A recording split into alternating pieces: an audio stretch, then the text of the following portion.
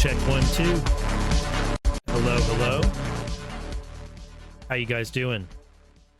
Welcome. This is Just Human, episode 356, and I am back with an episode that is maybe not going to be as focused on United States v. Comey, or maybe it will end up being half an episode worth of United States v. Comey. I haven't quite decided yet.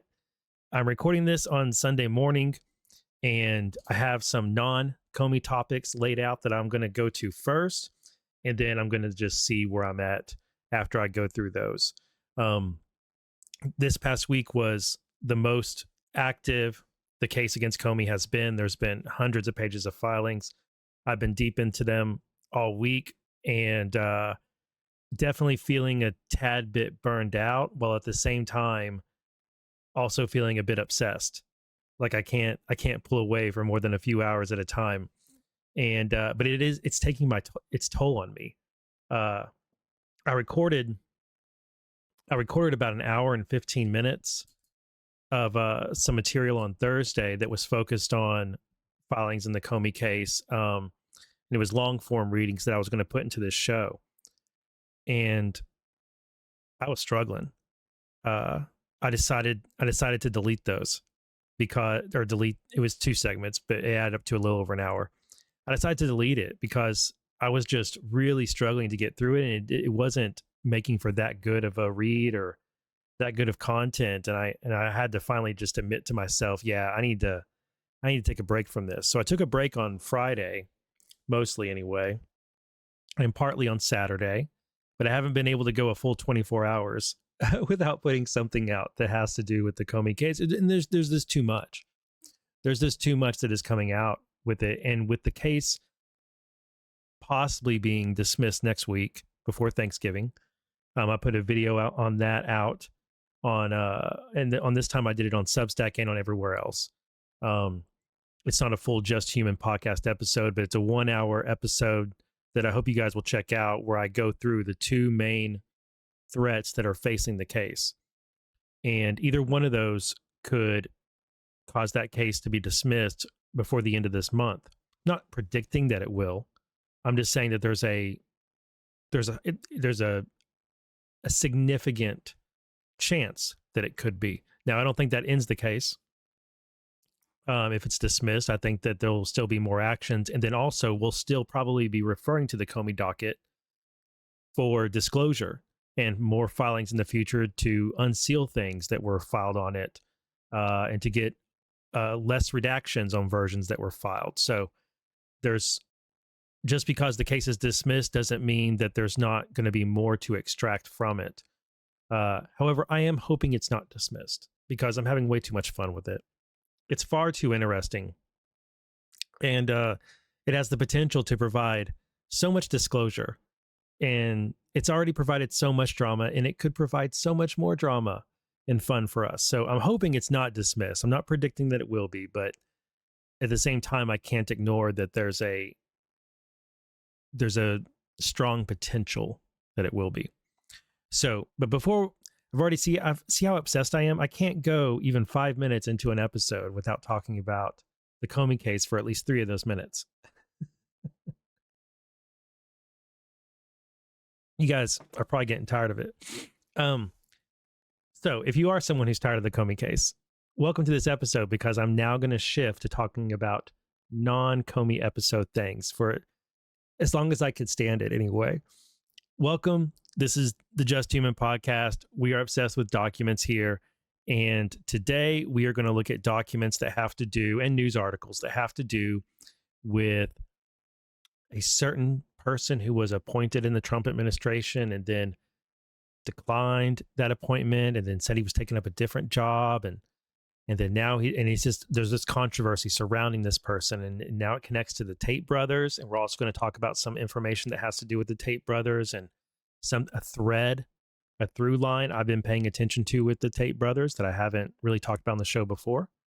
We're also going to talk about new terrorist designations and those having to do with Venezuela and Maduro, and actions that the Trump admin are taking against foreign terrorist threats. And then I have a couple other topics lined up that we'll see. We'll see. I may surprise you.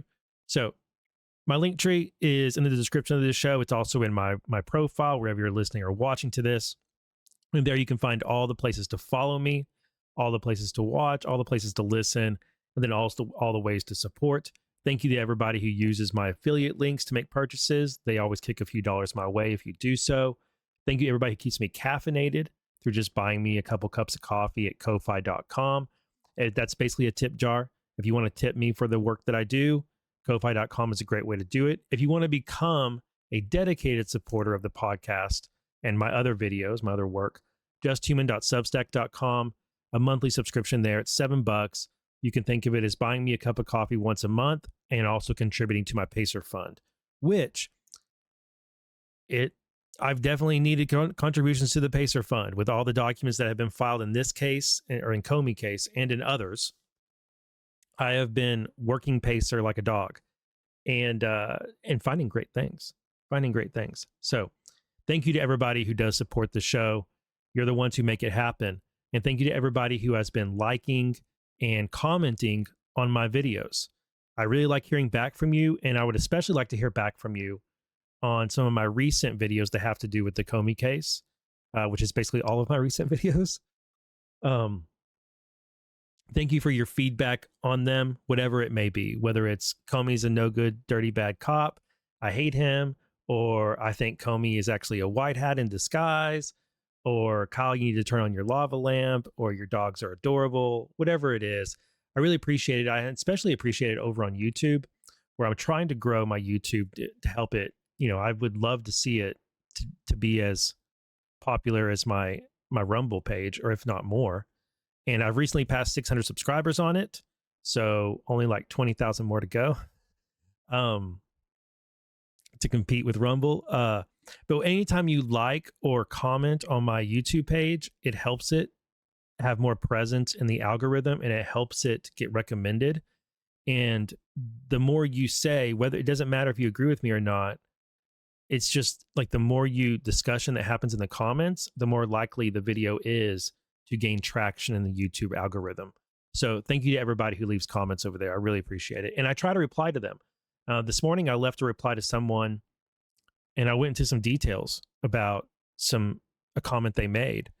And wherever I have the opportunity to do that, if you ask me a question or if you leave me a comment that opens the door for a response, then or is kind of inviting me to respond, then I'm going to do my best to respond to it and engage in a conversation. So, okay, let's go to some of the stuff I have. First off, let's talk about the Cartel of the Sun. Have you heard of it? Have you heard of the Cartel of the Sun? This got my attention because New York Times did this article here, which I actually bookmarked let me get the archive link for it. There we go. So the New York Times came out with this article, I think it was last week. Yeah, it was a few days ago, saying that Team Trump calls Maduro a cartel boss. That word doesn't mean what you think. Venezuelans coined a figure of speech for the phenomenon of generals corrupted by drug money and called them the Cartel de los Soles, or Cartel of the Sun. Then the United States started talking about it as a legit organization, or like a literal organization. And so the implication there is that stupid Americans, stupid Trump admin, they heard this figure of speech that the Venezuelans were using, and they thought it actually referred to a literal organization. Ha ha ha ha ha. They're so stupid, right? In this article from one of the usual suspects over at the New York Times, Charlie Savage. Amid signs the president is mulling sending U.S. troops into Venezuela to remove President Nicolas Maduro from power, the Trump administration has supercharged its public messaging by describing him as the leader of a drug cartel called Cartel de los Soles.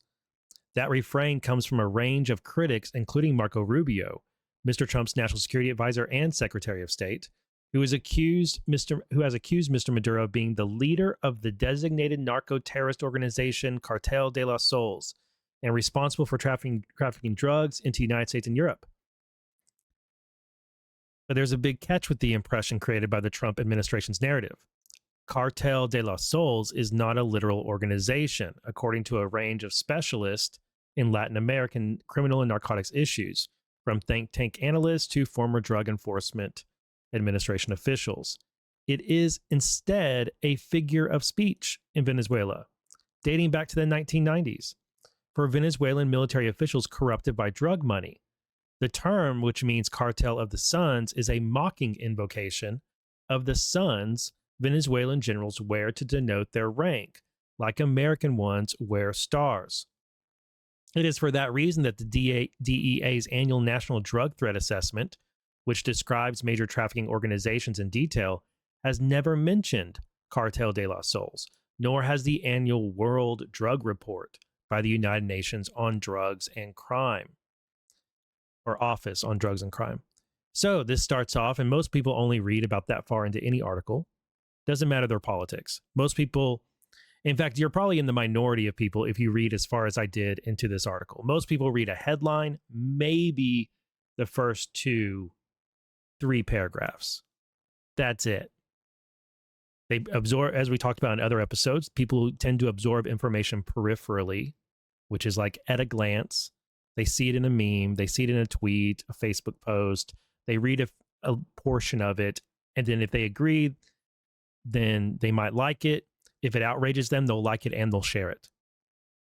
Okay? So this article starts off by bashing the Trump team, using a figure of speech and acting like it's a literal organization, and how stupid are they to think that this figure of speech actually describes a literal organization. Well, to steal a famous quote from the Formula One world, which I'm a huge fan of, a short view back to the past. If you've been watching F1 for several years, you probably just giggled. For those of you who don't know what that refers to, just leave it. All right. So back in 2020, March of 2020, the Trump admin, the first one, indicted Nicolas Maduro and 14 current and former Venezuelan officials and charged them with narco-terrorism, corruption, drug trafficking, and other criminal charges. And in this indictment, if you scroll down, which came out of the SDNY, if you scroll down to about here, halfway through, it says, since at least 1999, Maduro Moros, Cabello Rondon, Carvajal Barrios, and Alcala Cardones acted as leaders and managers of the Cartel de los Sols, or Cartel of the Sun. The cartel's name refers to the sun insignias affixed to the uniforms of high-ranking Venezuelan military officials. Maduro Moros and the other charged cartel members abused the Venezuelan people and corrupted the legitimate institutions of Venezuela, including parts of the military, intelligence apparatus, legislature, and the judiciary, to facilitate the importation of tons of cocaine into the United States. The Cartel de los Sols sought to not only enrich its members and enhance their power, but also to flood the United States with cocaine and inflict the drug's harmful and addictive effects on users in the United States. It goes on to describe that the FARC, you've probably heard of it, was purporting to negotiate towards peace with the Colombian government, and FARC leaders agreed with leaders of the Cartel de los Sols to relocate some of the FARC's operations to Venezuela under the protection of this cartel. Thereafter, the FARC and the Cartel de los Sols dispatched and processed cocaine from Venezuela to the United States via transshipment points in the Caribbean, Central America, and such as Honduras. By approximately 2004, the U.S. State Department estimated that 250 or more tons of cocaine were transiting Venezuela per year.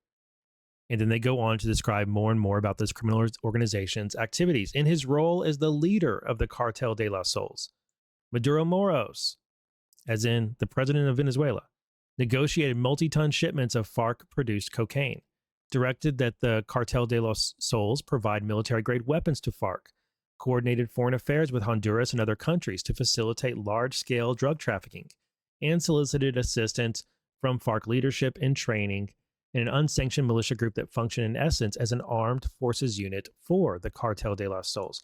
Well, boy, in this indictment, which is a sworn document filed in the Southern District of New York, charging all these individuals, they sure talk about Cartel de los Sols as if it's a real thing, don't they? Like it's a literal thing, don't they? Strange. That back in 2020, they were doing that. Well, then in July of this year, they received a counterterrorism designation as a transnational terrorist group, Cartel de los Sols, aka Cartel of the Suns. Treasury sanctioned Venezuela and Maduro and the cartel specifically on this. Specifically, the Cartel de los Sols were sanctioned as a specially designated global terrorist group. A group based in Venezuela, headed by Nicolas Maduro and other high-ranking Venezuelan officials. They use Tren de Aragua and the Sinaloa cartel. They have a relationship with them and they engage in terrorist activity and narco-trafficking activity. This organization that doesn't literally exist sure seems to exist on paper and in sanctions. They exist enough that they got an OFAC sanction and a designation as a terrorist group. Then November, ODNI starts pointing out that, the U.S. intelligence is allocating resources to confront the cartels and transnational networks that are destabilizing our hemisphere, mapping out who drives them, dismantling how they operate, and protecting the American people.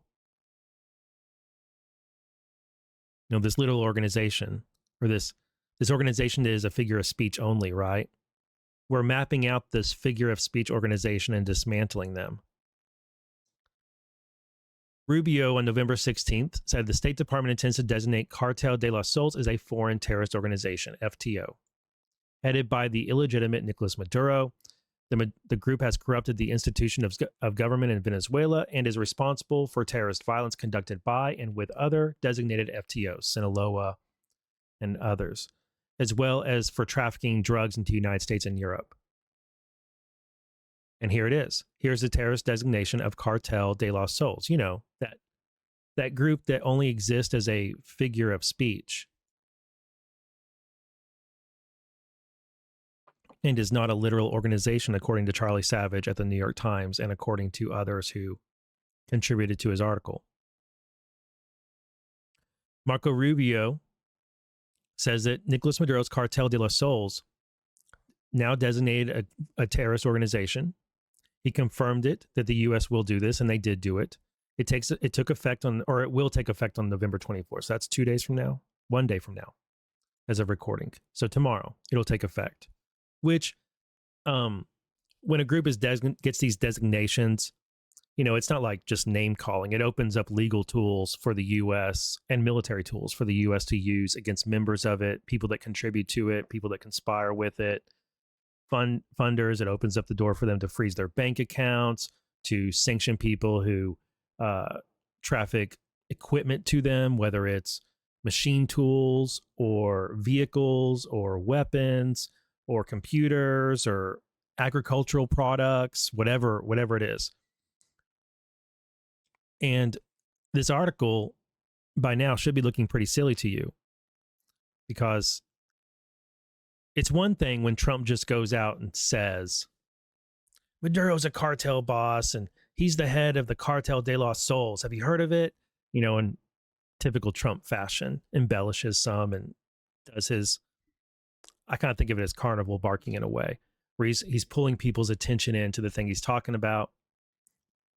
And he does it in a bombastic way. And he does it in a way a New Yorker would, as well as the way a real estate person was. He's making a sale.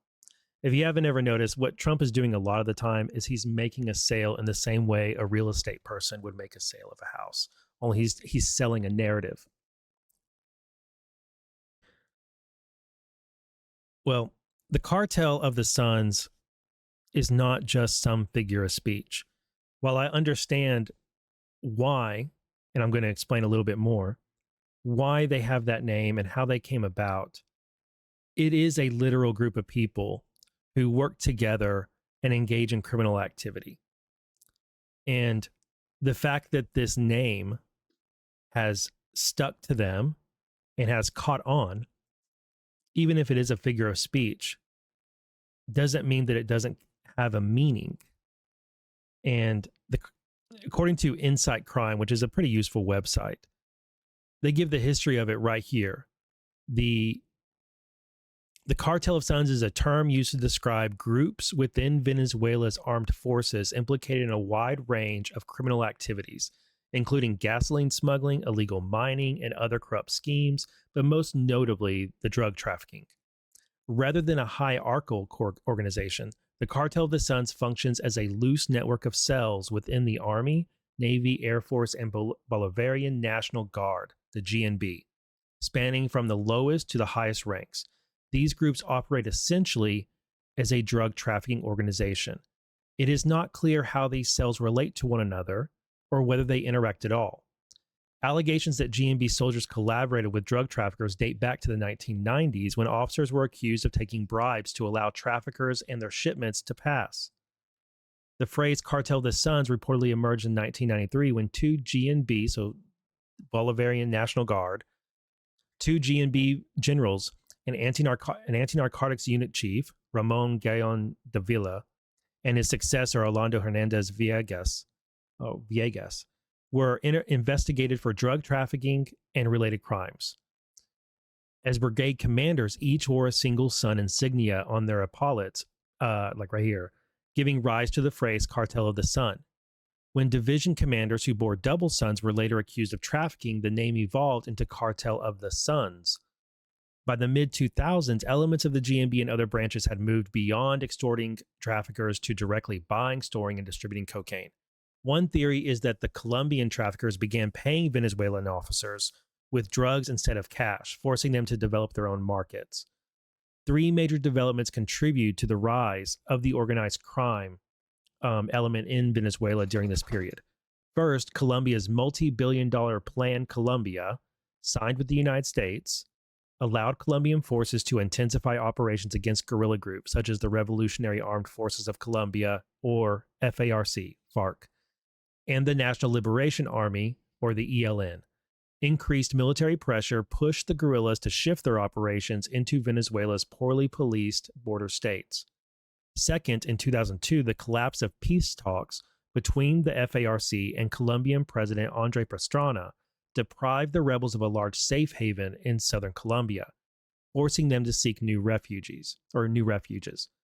Third, the attempted coup that year briefly ousted President Hugo Chavez, diverting his attention to punishing coup supporters and fighting political battles, such as the 2002 to 2003 oil strike. The coup's aftermath led Chavez to narrow his circle of trusted allies, awarding influential post and lucrative contracts to loyal military officers. The government adopted a Praetorian model, with active and retired officers taking senior roles across state institutions. Chavez also created military operational zones along the western border, citing fears of U.S. invasion from Colombia. Many of those forces were corrupted by the drug trade. The term Cartel of the Suns returned to the public eye in 2004 when journalist and city councilman Mauro Moicano accused senior GNB officials, including intelligence chief Alexis Manero, of drug ties. Moicano was murdered later that year. The case suggested systemic corruption within the GNB, but the government made only weak efforts to investigate. No case was ever opened against Manero, who simply was reassigned. That same year, the White House Office of National Drug Control Policy estimated that about 50 tons of cocaine transited Venezuela. But just a few years later, by 2007, the estimate was 250 tons. Cases of military involvement in trafficking also drew scrutiny. In 2004, several GNB members planted drugs on 3 airline passengers, including a U.S. citizen, at Caracas International Airport. Other GNB officers were arrested in a separate case after being caught loading cocaine onto a private plane, which is now Simón Bolívar International Airport in Venezuela. These incidents revealed how the military seized shipments when traffickers refused to pay bribes. In 2005, Chavez accused the U.S. Drug Enforcement Administration, DEA, of espionage, halting U.S.-backed anti-drug initiatives. In 2008, the U.S. Treasury designated through OFAC, or sanctioned, I should say, military intelligence chief Hugo Carvajal for providing material assistance to FARC's drug trafficking activities. Carvajal was briefly detained in Aruba at Washington's request, but was quickly released after the Dutch government intervened. Funny, the relationship between the Dutch and Aruba. That same year, Chavez pushed through reform of the organic law of the National Armed Forces. The change was not only symbolic, but also reflected a new vision of the military's role within the state. Under the banners of civil-military unity and integral defense of the nation, Chavismo redefined military doctrine, seeking to consolidate the armed forces as the backbone of its political project and as guarantors of the Bolivarian Revolution's continuity. But so many of them are corrupt. So the corrupt government and the corrupt military are joining together. In 2011, authorities found 1,400 kilograms of cocaine on a plane captured in the Falcon state. The aircraft had departed La Carlota military base in Caracas. Army, Air Force, and government spokespeople gave contradictory explanations. See, when things get seized like this under these circumstances, it's them, somebody didn't pay someone else off, or they're trying to get someone busted to take them out of influence within the organization. As Nicolas Maduro rose to power following the death of Chavez, the corruption of the state by the drug trade worsened. And more scandals followed almost every year. And in fact, one of the very first things I did in my podcast series and on my Substack was an article about one of Maduro's right-hand men. Oh my gosh, his name just flew out of my head. This guy right here, Alex Saab. Alex Saab was Maduro's intermediary or liaison between Venezuela and Iran. And he was the man who helped coordinate drug trafficking and money and oil shipments between Venezuela and Iran. And he was directly funding terrorist activity going on in the Middle East. It's like Hezbollah and Hamas. And there's a lot of people don't realize the relationship between Islamic terrorist organizations and the drug trade is massive. It's not just Afghanistan and opium. It's anywhere where there's these black markets and illicit markets that are trafficking in humans, that are trafficking in oil, that are trafficking in cocaine and other drugs. It's wherever this money can be made, because it's where there's high value materials that are all, and there's also something illegal about them. The price goes up, and there's opportunity there to extort and to create these black market trade systems and networks and make a whole bunch of money. And it's arms trafficking as well. So Alex Saab was busted thanks to efforts begun under DOJ when Trump was there. And then he was actually captured. He was going to an island. His plane had to refuel on the way to Iran, and it had to stop in Cabo Verde. And while it was there, the Trump administration leaned on Cabo Verde to not let his plane leave, and Interpol helped out, and he was actually arrested, and a U.S. Navy cruiser was dispatched to go and anchor off of Cabo Verde and make sure Alex Saab didn't go anywhere. And it took some time, but eventually in October of 2021, he was taken to Broward County, Florida, and was arraigned. And his case became pretty interesting because it turned out that he was actually a DEA source. So remember I was talking about how sometimes you get these seizures of drugs and the person gets taken into custody and it's like somebody ratting someone else out? Well, old Alex Saab here, that's what he was doing. When it served the political interest of Venezuela and of the Cartel of the Suns, Alex Saab would rat someone out. I wanted to see if I had this other picture of him. There he is. That's him in custody in Broward County in Florida. So he also had some relationships with Fusion GPS. But that's another story. That's one of the first articles I ever did over on justhuman.substack.com. Okay. So to wrap this up, yeah, New York Times, it is a figure of speech. but so was mafia. And so was, as we talked about on a recent episode, so was Antifa. It's a figure of speech, not a literal organization necessarily, with a hierarchical structure and an office building that you can go to or that you can send letters in the mail to. But it is a criminal organization with an ideology and a network and a methodology. And that's what the sanctions are against. And that's what the Trump admin, DOJ, DEA, Treasury, State Department, and the U.S. military, that's what they're all working against, is this criminal organization, the narco-terrorist organization. And this is also at this moment, I mean, it's kind of a lesson in how the media treat the Trump admin. They're so stupid, and they also think that their readers are stupid. And they know that they can embed this idea that the Trump admin is so stupid. They designated a foreign terrorist organization that doesn't exist because they misunderstood a figure of speech. That's not what's going on. That's not what's going on as relates to the Cartel de los Sols. It's not what's going on with Antifa, and it's not what went on years ago with the mafia, which, as I talked about in the other video, the mafia was just an idea, a concept. But now we know that it's La Cosa Nostra and a bunch of other organizations that are criminal organizations, and they're just the family. That's a figure of speech, the family. So don't fall for this technique. Don't fall for this technique. Okay, we're gonna go to the next topic. And I think the admin is doing a really good job handling the narco-terrorist issue. It's been a long time coming. It's actually a massive failure on the part of the U.S. government and multiple administrations, I think, going back for decades. I think it's been a massive failure to allow groups and allow this narco-terrorism network to develop in our own hemisphere. It's been a horrible thing for the people in South America and Central America, and Mexico, that we've allowed this drug trafficking to occur.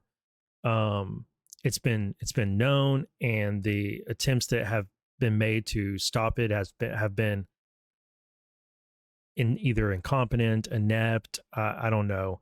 But we needed a president like Trump who would just say, "F no, you're not going to do this." In fact, if you're going to run these high-speed boats to the U.S. full of drugs, we're just gonna sink your boat. And I remember back during the campaign, remember how Trump started saying death penalty for drug dealers? And I was not happy about that. That was not a message that I liked. One, because I'm more libertarian on the issue, and I don't really think that most of the drugs that are criminalized right now should be criminalized. I think that the ones that are basically, if you can grow the so-called drug, if you can grow it in your backyard or in a hydroponic setup, then I don't think it should be criminalized. I'm a maximalist on individual freedom. That doesn't mean I'm for drug dealing, though, in a black market. I'm not. So I think this can be more nuanced. You can be, all right, pro individual liberty, your body, your choice. If you want to take whatever drug, it's up to you. And then also have laws against being intoxicated behind a vehicle or selling whatever drug you grow at your house out your back door. Like we can have laws and regulations about it. I just don't think it needs to be criminalized. So I didn't really like this idea of, because you're a drug dealer, we're going to suddenly apply the death penalty. I also don't like it because I don't believe in the death penalty. I don't think it's actually, I don't think it's right. that's my that's my Christianity. I don't believe that we should. I don't believe that we should kill others except for in self-defense, and I don't believe that the government is a libertarian, or more of part of my libertarian mind. I don't believe that the government should have the power to decide that a person should be executed, that the state should execute people. And if that means that we have to fund a massive prison system that then keeps some of the very worst people alive until they pass away from old age within the prison system, I'd rather it be like that. And one of the reasons that it is underappreciated, I think, is that when people are long-term incarcerated, they get life sentences. They tend to open up to psychologists and investigators about their activities because they're locked away forever anyway. And so they talk about what they did and why they did it. And through that, we get a understanding of their psychology, which helps investigators and law enforcement and psychologists develop a working understanding of how these people became the criminal that they were, whether it's a psycho or whether it's a mass murderer or a serial killer or a whatever. The longer that they're alive and if they know that they're in prison for the rest of their life, they're much more likely to open up and talk to investigators and analysts and psychologists about what makes them tick. And through that, we can develop better strategies to, one, prevent people from going down that path, two, identifying people who are likely or who are headed down that same path. And it helps us solve cases. If you're a cold case fan, or like you like learning about the FBI or other law enforcement tracking down individuals, you know that they'll learn the pattern of behavior that these types of people engage in, and they use that information to find the person, to identify things about them. They profile the type of person who would committed that type of crime. And the reason they're able to develop those profiles is because they get time with other criminals who were like that. I remember one of the, I think it's Dahmer. I think it was Dahmer who they didn't get to interview because he was killed while in prison by this other guy who was a total psychopath. And Dahmer had offended him somehow. And the guy brutally murdered him in prison, and it robbed us of the opportunity to analyze one of the most prolific serial killers in U.S. history, develop a profile of him. And if that work had happened, it may have, we can't know, but it may have helped us find other serial killers more quickly, because we would have developed a more in-depth understanding of what made Dahmer tick and what made him effective as a serial killer, what methods he used to both find victims, do the crime, and then escape. So it's the same thing with any other crime, any other violent crime where a life sentence could be on the table. So anyway, but I'm getting on a bit of a tangent there. What I was going to say is that when Trump was making those comments about death penalty for drug traffickers, I wasn't a big fan of it, because the way I heard it was, okay, people that were trafficking drugs in America, like the drug dealers in Philadelphia, for instance, they're going to be arrested and the death penalty is going to be on the table. One, I'm against the death penalty, but two, that just seems, no, I don't like that at all.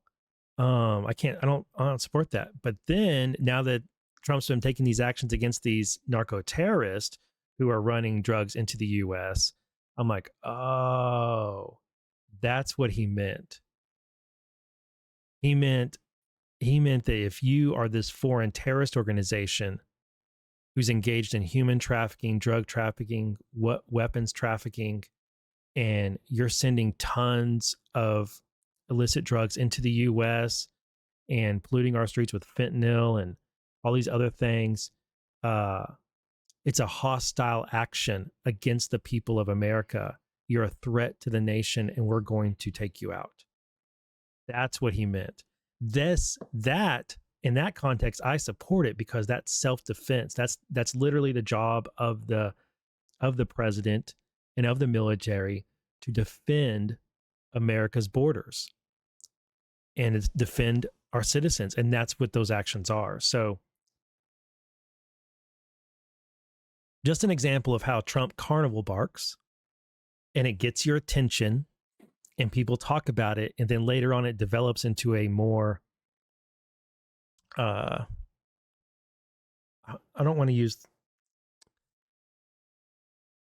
it develops into a policy, but it develops into a, I don't know. I don't know how to describe it. It's like Trump, he finds the most kind of sloganeering, like the headline or the like an advertisement. He puts it into like a salesman's term, like a sales pitch. And so it's almost like you see, he puts up a billboard that says death penalty for drug dealers. And it catches everybody's attention.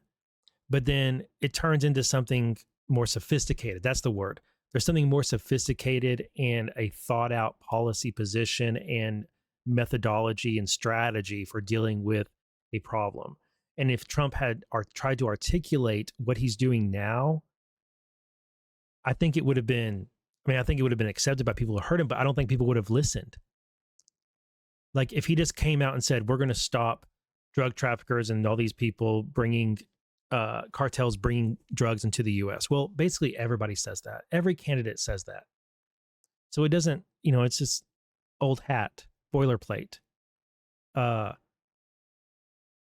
instead he turned it into a slogan that got everybody's attention. It's that salesman aspect of him, right? Okay. Next subject. Ooh, this is going to be spicy. All right, next topic. It's going to roll into two different topics. So this is like the first half. Yeah, I think this will be the first half. So do you guys remember?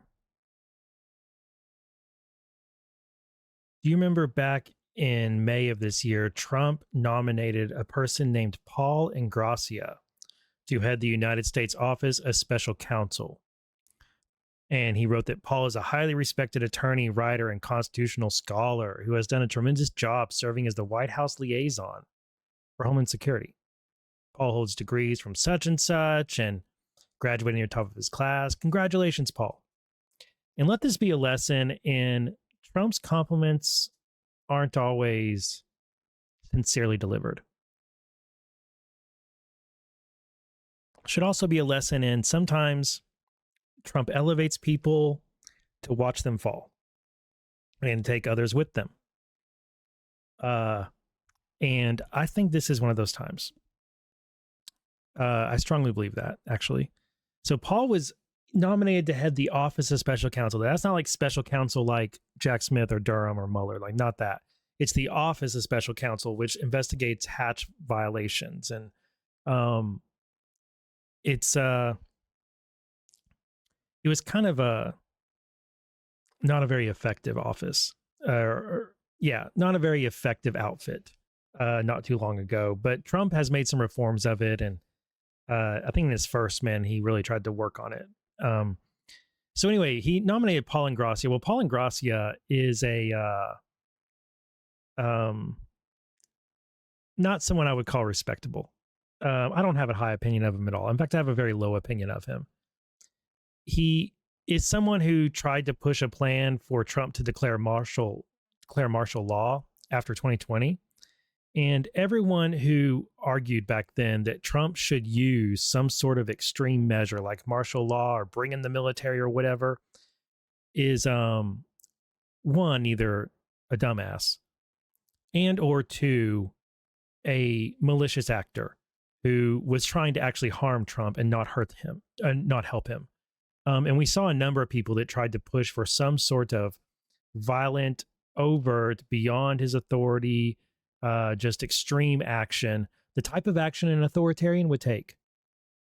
You know, that thing that the left always claims Trump is, but he actually isn't. He's he's a law and order guy.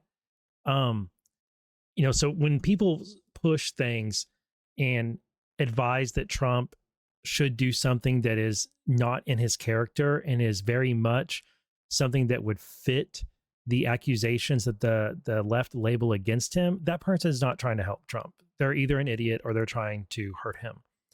And Paul Ingrassia pushed such a plan back then, and he talked about it on podcasts and other things. And then Paul Ingrassia later got hired by the Gateway Pundit, who is not a very respectable outfit. And I forever feel bad that I used to share Gateway Pundit articles. Yeah, quite embarrassing. So, and I remember one argument that a person got into me about him, and the person was like, "You're way too smart to be sharing Gateway Pundit articles." And I said back to him, "Yeah, but they're the only outfit. I know their website sucks, but they're the only news outlet that is reporting on this election fraud stuff and everybody else is ignoring it. So that's why I'm sharing their article." And he was like, "The fact that nobody else is sharing that stuff except for them should tell you something." And yeah, he was right. So anyway, this Paul Ingrassia guy, he also, you may remember back in 2024, there was that rumor going around that Nikki Haley wasn't legitimately a U.S. citizen. Yeah, that was Paul Ingrassia pushing some bullshit. He's also really good friends with Nick Fuentes, and has openly supported Nick Fuentes and openly supported the Tate brothers. In fact, he's had some really gross things to say about the Tate brothers, about how they're great examples of men. And, you know, one really good, here's a Paul Ingrassia post, one really good thing to, like a tell is that if someone is friendly to Nick Fuentes or friendly to the Tate brothers and elevates them in some way, not a good person, not a credible person, perhaps a malign actor even. And, you know, we all make mistakes, okay? But when you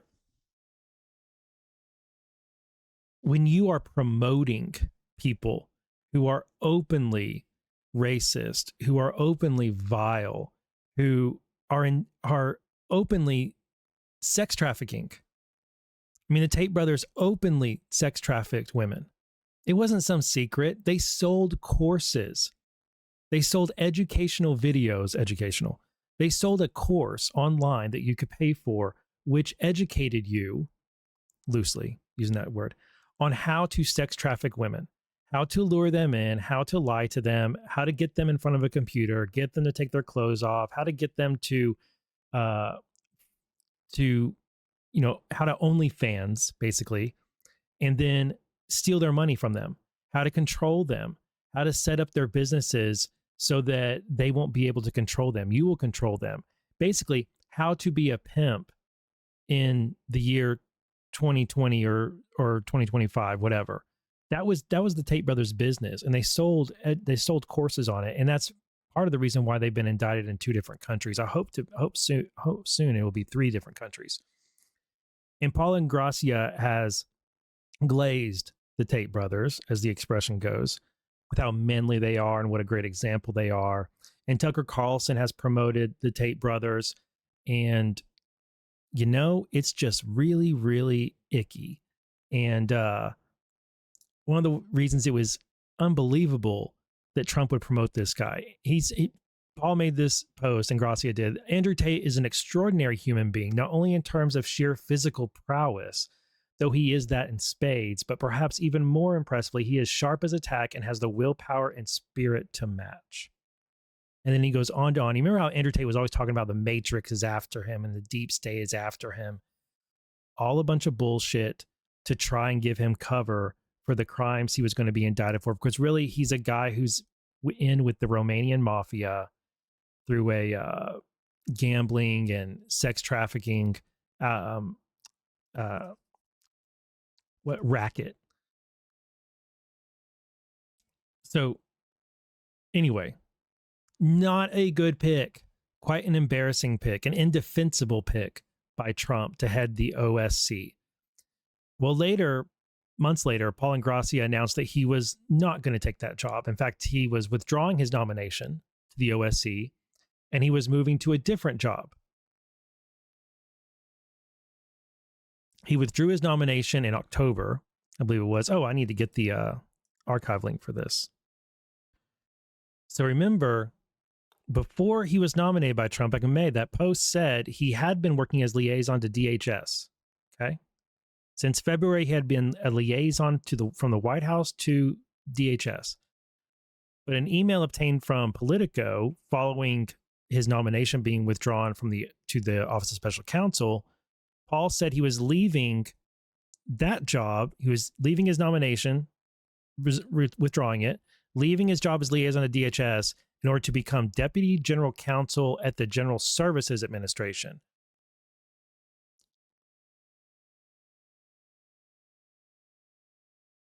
I don't want him anywhere near the White House. I don't want him to have anything to do with the White House. And I'm at a loss as to why he has any involvement with the Trump White House at all. And I'm actually kind of worried because he's not the only person of questionable morals. And it's not just guilt by association.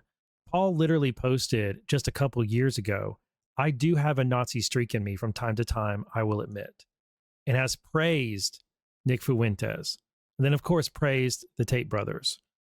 The guy should not be anywhere near this White House. And how he got anywhere close to the White House, how someone convinced Trump to nominate him, I'm not sure, but I'm very worried about it.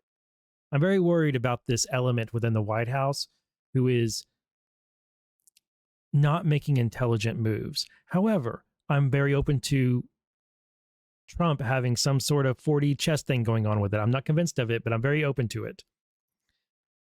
But I think this is going to materialize into something way more interesting because, well, Ingrassia was credibly accused of sexually harassing a lower ranked female.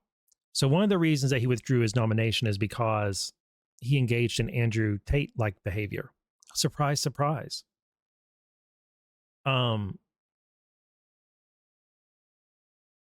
Unbelievable. But also totally believable because look at who he praises.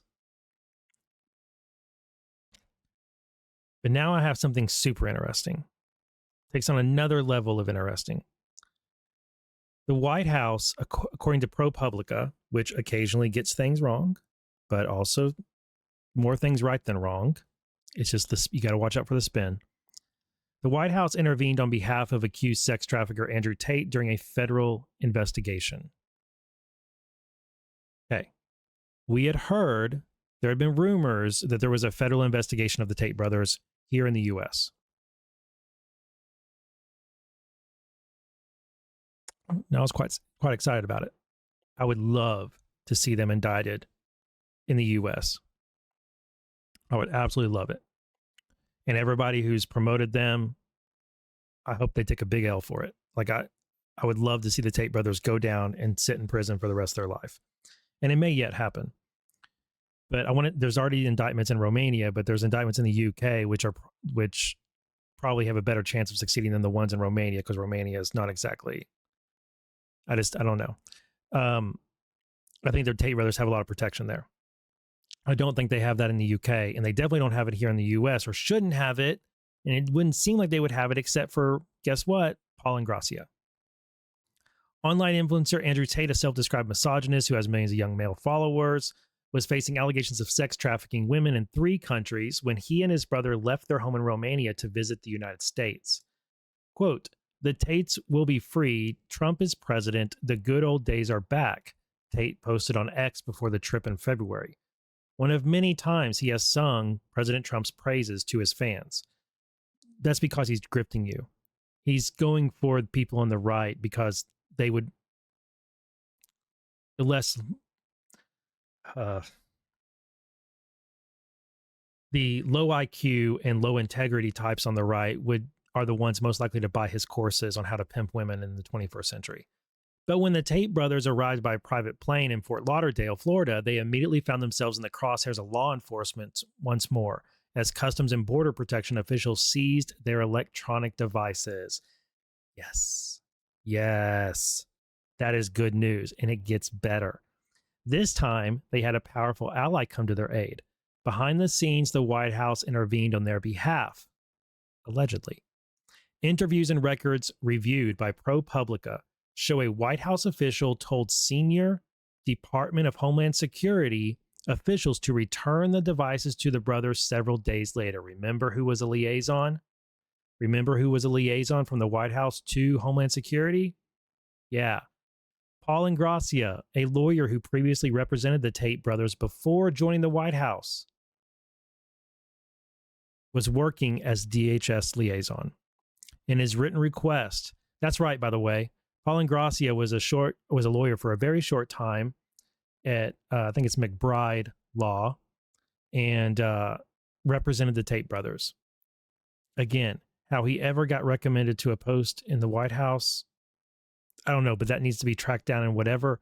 Unless I feel like I'm doing too many mental gymnastics to get to a place where Trump is elevated this guy in order to expose him. But perhaps he did. We'll see how it plays out. In a written request from Ingrassia, a copy of which was reviewed by ProPublica, Ingrassia chided authorities for taking the action, saying the seizure of Tate's devices was not a good use of time or resources. Remember, this is after they've been indicted in Romania and the UK. Or maybe the UK hasn't. I think they were sued at this time. They were under investigation in the UK by this time. It was public that they were. But it doesn't even matter. 10 minutes consuming any of the Tate brothers' content, and you can figure out that there's someone you would never want to be around if you're someone of any sort of integrity and just a respectable human being. The incident is the latest in a string of law enforcement matters where the Trump White House has inserted itself to help friends and target foes. Since entering office for a second term, Trump has urged the Justice Department to go after elected officials who investigated him, et cetera, et cetera. And he's also pardoned a bunch of people who I have no idea why he pardoned. I think maybe half the pardons that Trump has issued I can understand. But there's a bunch of them that I'm just like, WTF, Trump, what are you doing? Andrew Tate is one of the most prominent members of the so-called manosphere, a collection of influencers, podcasters, and content creators who help deliver young male votes to Trump. And news of the White House intervention on behalf of the accused sex trafficker comes as Trump is under fire with the Jeffrey Epstein files. Ingrassia's intervention on behalf of Tate and his brother Tristan caused alarm among DHS officials that they could be interfering with a federal investigation if they followed through with the instruction, according to interviews and screenshots of contemporaneous communications between officials. One official who was involved and spoke on the condition of anonymity to avoid facing retribution said they were disgusted by the request's brazenness and the high-handed expectation of complicity, quote unquote. Quote, it was so offensive to what we're all here to do, to uphold the law and protect the American people. We don't want to be seen as handing out favors. Agreed. Emphatically agreed. It's unclear. Now here's the part where it gets better. It's unclear why law enforcement wanted to examine the devices, what their analysis found, or whether Ingrassia's intervention hindered any investigation. The White House and DHS declined to answer questions about the incident. But law enforcement experts say it is highly unusual for the White House to get involved in particular border seizures or demand authorities give up custody of potential evidence in an investigation. John F. Tobin, a retired assistant of DHS or of HSI, which is the investigative unit in DHS, said, I've never heard anything like this in my 30 years. For anyone to say this request from the White House is from the White House, it feels like an intimidation tactic. Tobin said that even if authorities resisted the request from Ingrassia, knowledge that the White House opposed their actions could cause them to be less aggressive than they would normally be. Quote, anytime somebody feels intimidated or as if they're not free to follow procedure, that's going to stay in the back of their mind because of the consequences. In this administration, the consequences are different. People are getting fired. Samuel Bull at Duke University said, former federal prosecutor called the pressure on behalf of the Tates another data point in the White House politicizing law enforcement. And it does come off that way. Can't disagree with that. Now, here we get to, it's about to get real good. Or at least there's a little factum here that is really good. The Tate brothers' lawyer, Joseph McBride, who Ingrassia used to work for, said he didn't know what happened to the devices, but that his clients have still not had them returned. Now that is good news. So maybe there is an investigation stateside. And maybe that investigation is very much benefiting from the devices that they took from the Tate brothers. McBride said his clients are innocent and there was no illicit materials on their electronics. There have been multiple investigations against them and nothing has come of it, which is flat out not true. Although I'm interested to hear what all the multiple investigations he was referring to are. Ingrassia worked at McBride's firm before joining the White House. McBride acknowledged speaking to Paul from time to time, but couldn't recall discussing the seized devices with him. Ingrassia, he said, has never given the Tate special treatment since joining the Trump administration. Well, he may have tried and failed. The White House declined to answer questions about whether Ingrassia was acting on his own or representing the White House wishes. I suspect he was acting on his own. In a brief interview with ProPublica, Ingrassia denied trying to help the Tates before hanging up. There was no intervention, nothing happened, he said. There was nothing.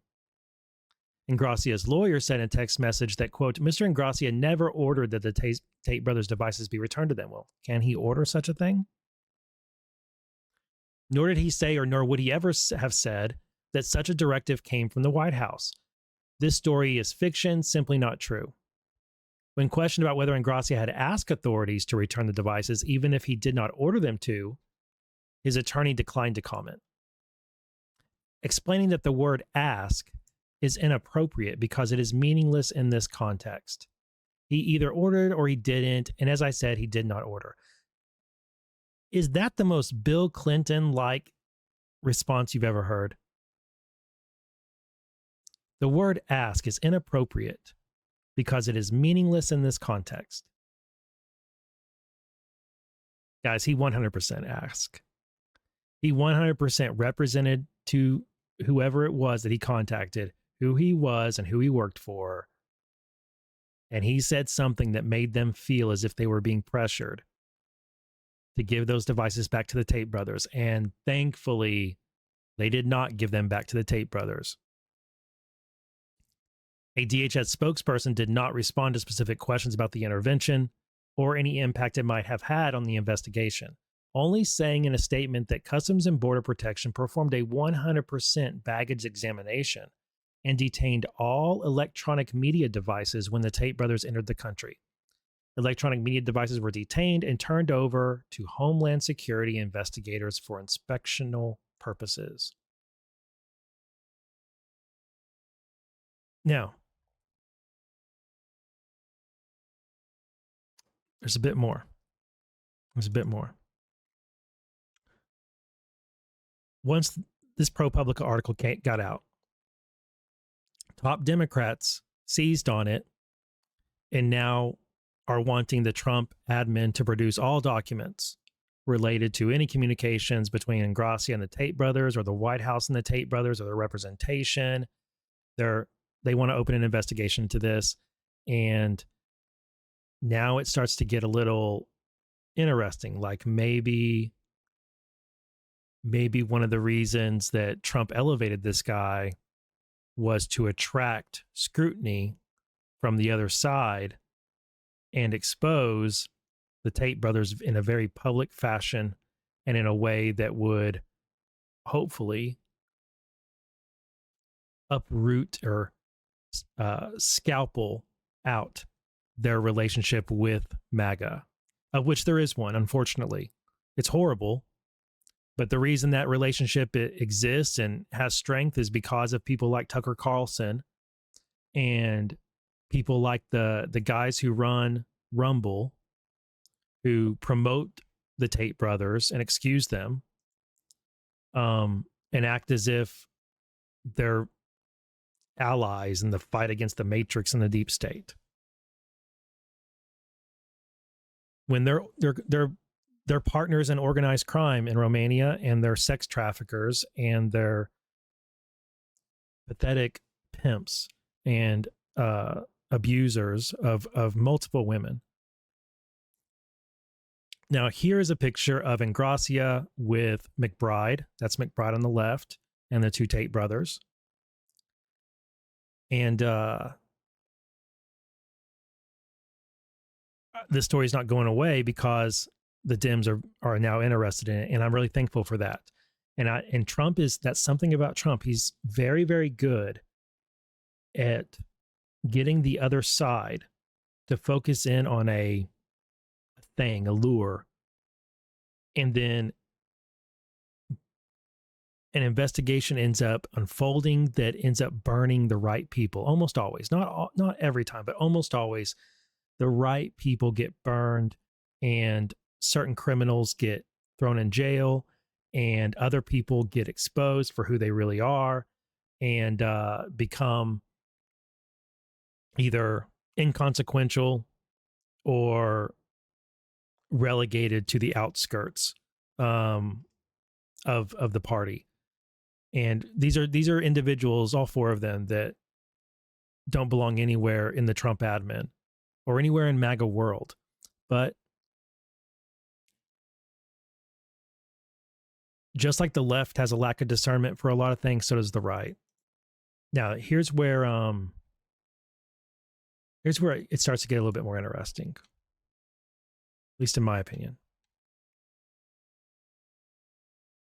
Remember that the Tate brothers came to the U.S. and then bam, they got hit with a 100% search and all electronic devices seized. Who could have foreseen that happening? They should be protected because, after all, Ingracia is in the White House.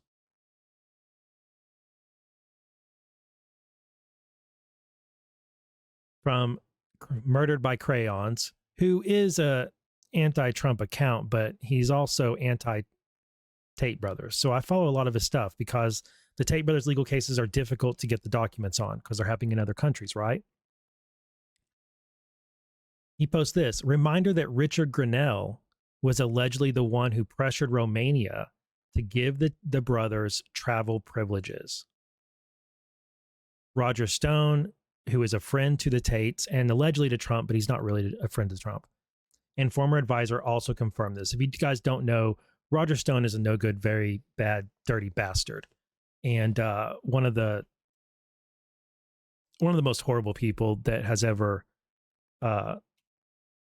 been associated with the GOP or with Trump. And Roger Stone pretends to have this, he fronts as if he has this really close relationship with Trump, and they're he talks to him all the time or whatever. Like, he's a scoundrel. Man, he's a terrible person.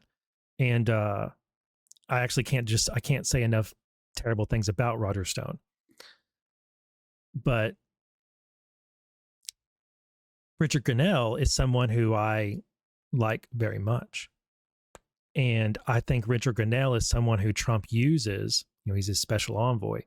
I think Richard Grenell is someone that Trump uses to do a little statecraft jujitsu and legal jujitsu, and to get certain people into maneuver them to where Trump needs them to be so that law enforcement can take action. It's not the first time we've seen Richard Grenell be involved in something like this. And I think that's what went down here, is that the story started coming out that Richard Grenell was over in Romania trying to help the Tate brothers flee the country. It's true he was in Romania. And it's true that around the time he was in Romania, the Tate brothers were taken off of house arrest and they were allowed to leave the country. And they were still under investigation there. That's where they have their compound. That's where they had their mafia, like poker parlor arrangement, where that's how they first made some money. And then in their compound, they basically held women hostage and had them do OnlyFans and took more than half their money from them, more than half the money they made on OnlyFans from them. But they were on house arrest in Romania after they had been in prison for like a month or so. They got released, but they had to stay on house arrest and they couldn't leave the country. Well, around the time that Grinnell was in the country, the restrictions on them got lifted and they left. And where did they go? They came to the U.S. because after all, their buddy Paul Ingracia, who used to work for their lawyer, McBride, their buddy is in the White House, right? I'm looking for that specific picture. Where'd it go? Right? They don't need to worry about coming to the U.S. Their lawyer, his protege, is in the White House. It's going to be safe for them. And maybe Ingracia assured them, or assured McBride, that it would be safe for them to come to the U.S. And Richard Grinnell, maybe he pressured the Romanian authorities, but he says he didn't. Maybe it just happened to coincide. The Tate's case was brought up by U.S. officials in a phone call, according to Financial Times back then when this occurred, back in, what was it? I don't see the date.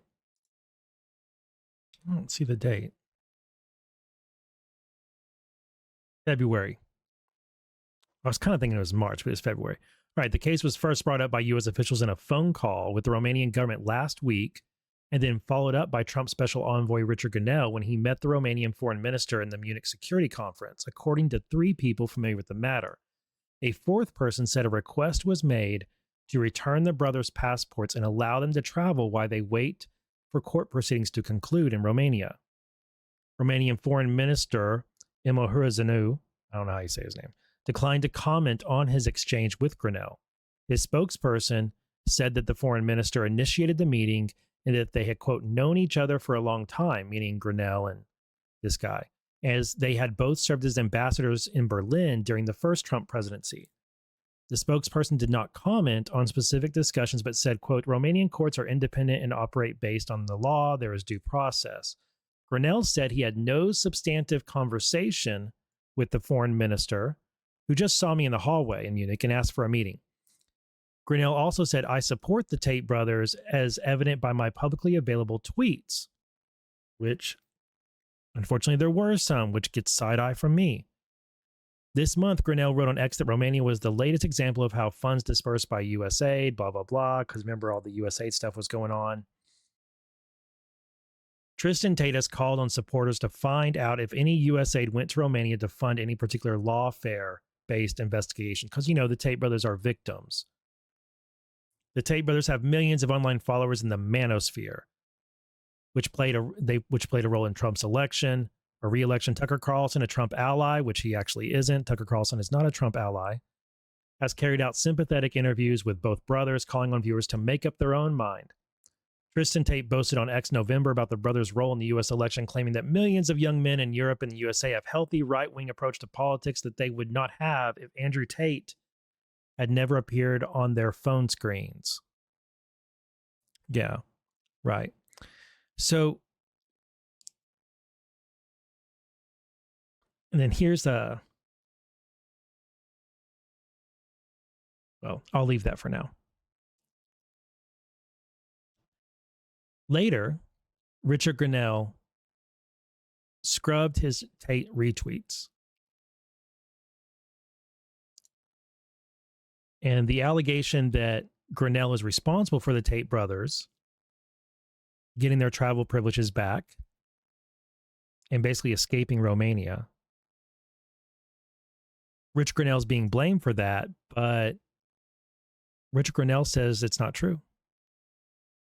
And he got pretty pissed about it and said he would never have done it. The characterization that he did is absolutely wrong. And there's a political game afoot. But if you go and ask the Romanians, they've already denied that I did this. And I deny that I did this, that I had anything to do with it. Well, I want to remind you guys of something. Richard Grenell is the reason that Julian Assange ended up in custody in Belmarsh. Trump sent Richard Grenell to go and make that happen, so that eventually Assange could end up in U.S. custody. Now, it didn't quite work out the way they originally designed it to. And if you're someone that still thinks that Julian Assange is a good guy, well, one, I don't know why. Two, I've already done some videos on it. Three, if you haven't figured out that Julian Assange is a very bad person, then I don't think you really know who Julian Assange is, or you have different principles and values than I have.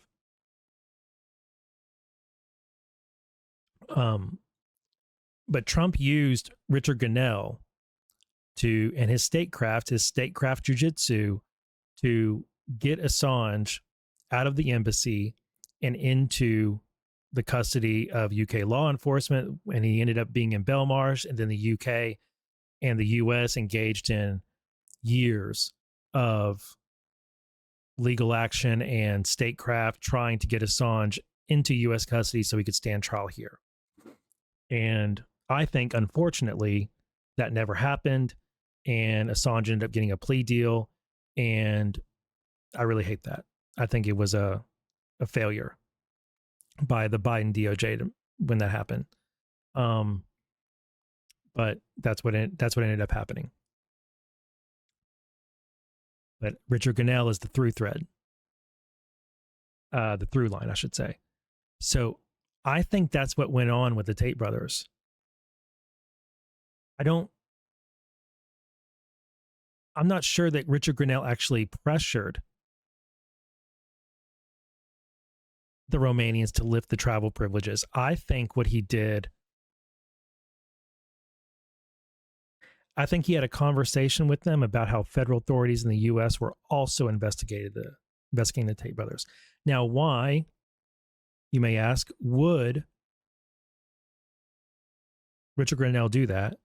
And why would he be interested at all in the travel restrictions being lifted off the Tate brothers? Well, what happened when they came to the U.S., guys? All of their devices were seized. In other words, I think there's an angle here where the Trump DOJ and DHS wanted the Tate brothers to come to the U.S. so that seizure could happen. Unfortunately, the Tate brothers were able to leave the U.S. and now they're in Dubai or the UAE, and I don't know that they're ever going to be held accountable. But to me, I think we have another situation where Grenell plays a bit of a game, is an envoy for Trump like he is. And what's the envoy's mission? It's to do as Trump asked him to do. And I think just like with Assange, Grenell worked his magic to facilitate these guys changing positions on the global stage to where some legal action could happen. And we'll see where it goes. I'm hoping that the Tate brothers get indicted in the U.S. And what would really be really neat, is if the Democrats, where'd it go? I don't remember. Where'd that tweet go? Right here. What would be really neat is if the Democrats decide to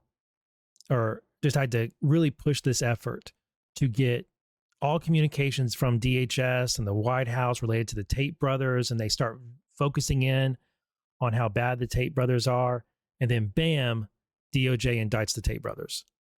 And it turns out the Trump admin's been working on the indictment the entire time, and the whole reason that they invited the Tate brothers to come to the U.S.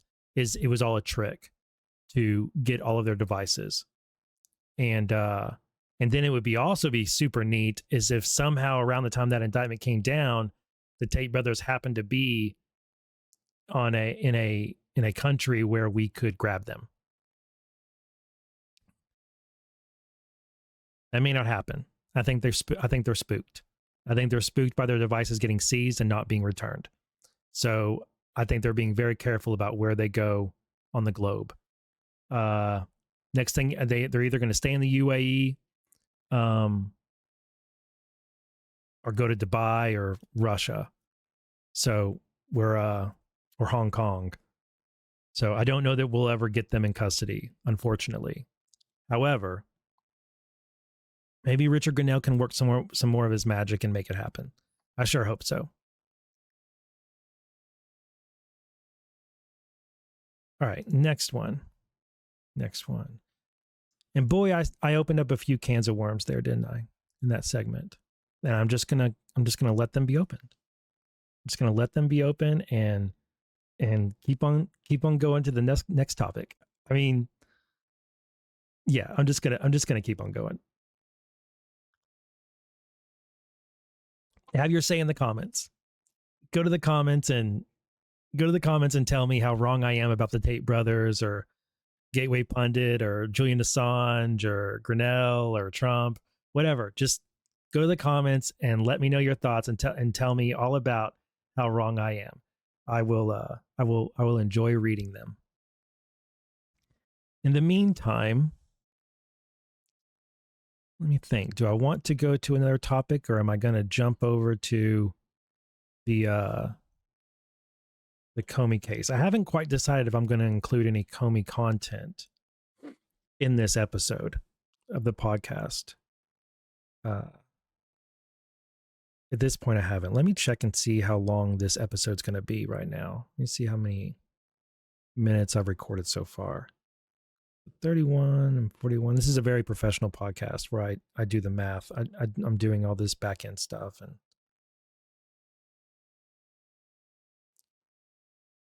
hold on. I'm still doing math. It's hard to add up time.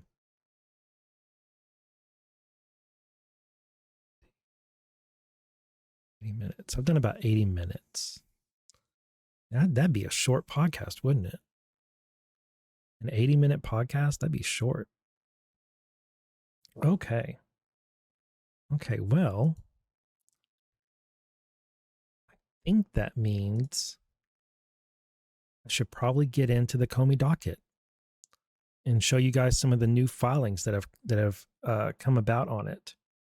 That means I got a decision to make about exactly what I'm going to cover, because it would take me 10 hours to cover everything that's been filed since the last time I did a podcast. I'm going to have a think on it. A few moments later. Okay, I took some time, took the dogs out, ate a snack, reviewed what we have in front of us on the Comey docket, which is, like I said, there's a lot on the Comey docket, and considered presenting it, but I've decided to go a different route with this will be the last of segment of this episode. And one of the things I thought about is that I just did this 1 hour episode, which I released everywhere, on the two major threats in the case. And really, I think that's going to be the story going into this week, is what Judge Curry decides, whether or not Halligan survives, being the interim attorney. So I can tell I ate something because my voice has changed since I was last on the mic. Sorry about that. So what I considered is that I've already done so many episodes on the Comey docket and what's going on in the United States v. Comey case. I'm still going to talk about Comey, but really what's in front of us going into the week, that's the most important thing, are these two threats. And I have Thanksgiving week coming up, and as I can, I'm going to do more episodes diving into the documents on the case and what's going on. But I feel like, one, I need to give my audience time to catch up. And then two, I've already spent so much time doing this. I kind of want to talk about something that's been on my mind. Like I have a 4-year consideration segment. So that's what this is going to be, is I have a 4-year consideration. I'm going to throw something out there for you guys to consider. And of course, as always, would love to get your feedback on it. So, on the Comey docket, a few weeks ago, some exhibits were filed by DOJ that caught a lot of attention. And the one that probably caught the most attention was Comey's handwritten notes, which we looked at on this show a couple episodes ago, and I compared handwriting samples from Comey in other instances. And we discerned that, yeah, it matches. That these look to be Comey's handwritten notes. Wanted to make sure, but it does look, they do appear to be in keeping with his handwriting style. So what drew people's attention to these notes is that it was dated 9/26/2016, and that it appears to say HRC plan to tie Trump. And then that seems to allude to, especially given the context of some of the other handwriting here, that he's talking about the Clinton plan intelligence, as John Durham called it, and that Comey had lied about his knowledge of the Clinton plan to tie Trump to Russia and stir up a scandal to distract from her email server investigation. So this was filed in this motion here, which was opposition to Comey's motion to dismiss for vindictive and selective prosecution. And if you go into the filing, which of course I just went on and on about how we weren't going to dig into the Comey docket, but don't worry, we're actually not going to be here for very long. It says that inside the locked room, 9582, this secret skiff at the FBI that we're all supposed to pretend nobody knew about, and that it's very strange, and for some reason, Dirty Cop Comey and Dirty Cop Christopher Wray, they hid all this stuff in this room and in burn bags. And luckily, just thank the heavens, Kash Patel found the key to the room and went in there and looked, and boom, oh my God, there's all this evidence. You guys want to believe that story? You know, you're welcome to. You're welcome to. So in this, a locked safe, not in a burn bag, inside a locked safe within room 9582, investigators located copies of handwritten notes of the defendant when he was the director of the FBI. Defendant's handwritten notes were not known to prior investigative teams. I'm going to assume that means John Durham. I'm thinking so. Don't know for sure, but I'm thinking so. You'll see why in a minute. The investigative team reviewed access logs for room 9582. The access log showed an extended period of dormancy, where room 9582 was rarely, if ever, accessed. Then in late December of 2024, access to room 9582 began to pick up, with a spike of activity occurring over the inauguration weekend of January 19th to January 22nd, 2025. The discovery of handwritten notes is relevant, considering the defendant's prior testimony on September 30th, 2020. Of note, during that hearing, the defendant was questioned by Senator Graham of South Carolina and Senator Hawley of Missouri. The questions focused on whether the defendant remembered, quote, being taught of, quote, U.S. presidential candidate Hillary Clinton's approval of a plan concerning U.S. presidential candidate Donald Trump and Russian hackers hampering U.S. elections as a means of distracting the public from her use of a private email server. The defendant responded by saying that, quote, it doesn't ring any bells with me, and I don't know what that refers to, And I don't remember receiving anything that is described in that letter, meaning John Ratcliffe's letter, which we'll look at in just a minute. Despite this testimony, the defendant's handwritten notes dated September 26, 2016, read HRC plan to tie Trump. Now, there's no other accusation here about these notes, I don't believe. Let me go through and check.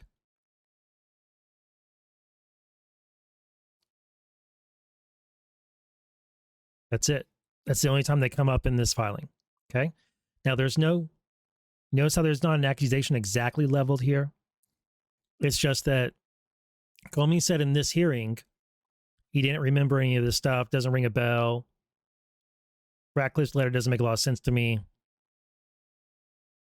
Actually, that part's left out, but that's also something he said in the hearing.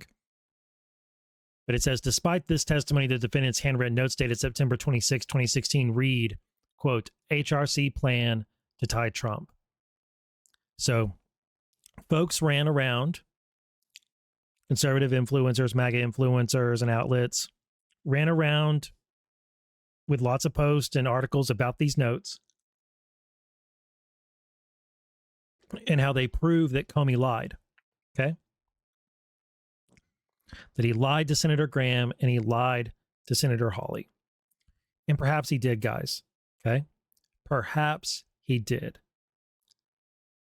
But that's not fully established yet. That's not fully established until there is no other possibility, or at least no other reasonable possibility other than that. It's not fully evidenced or confirmed yet, despite the emphatic postings of many people.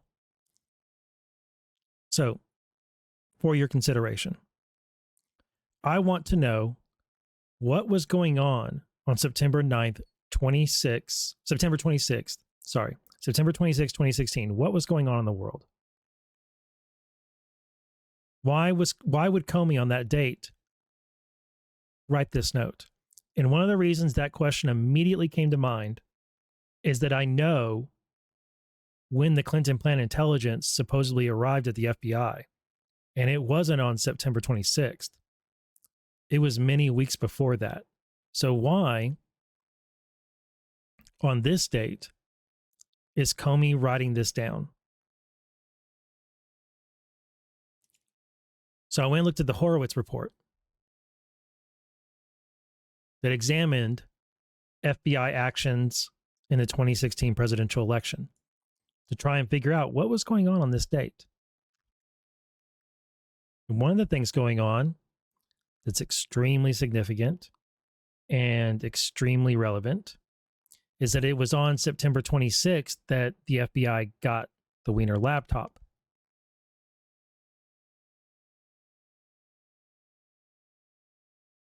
I'm just going to read you just a little bit of this.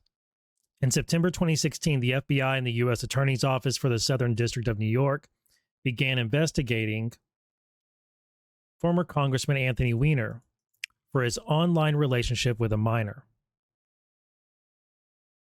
The FBI's New York field office was in charge of the investigation.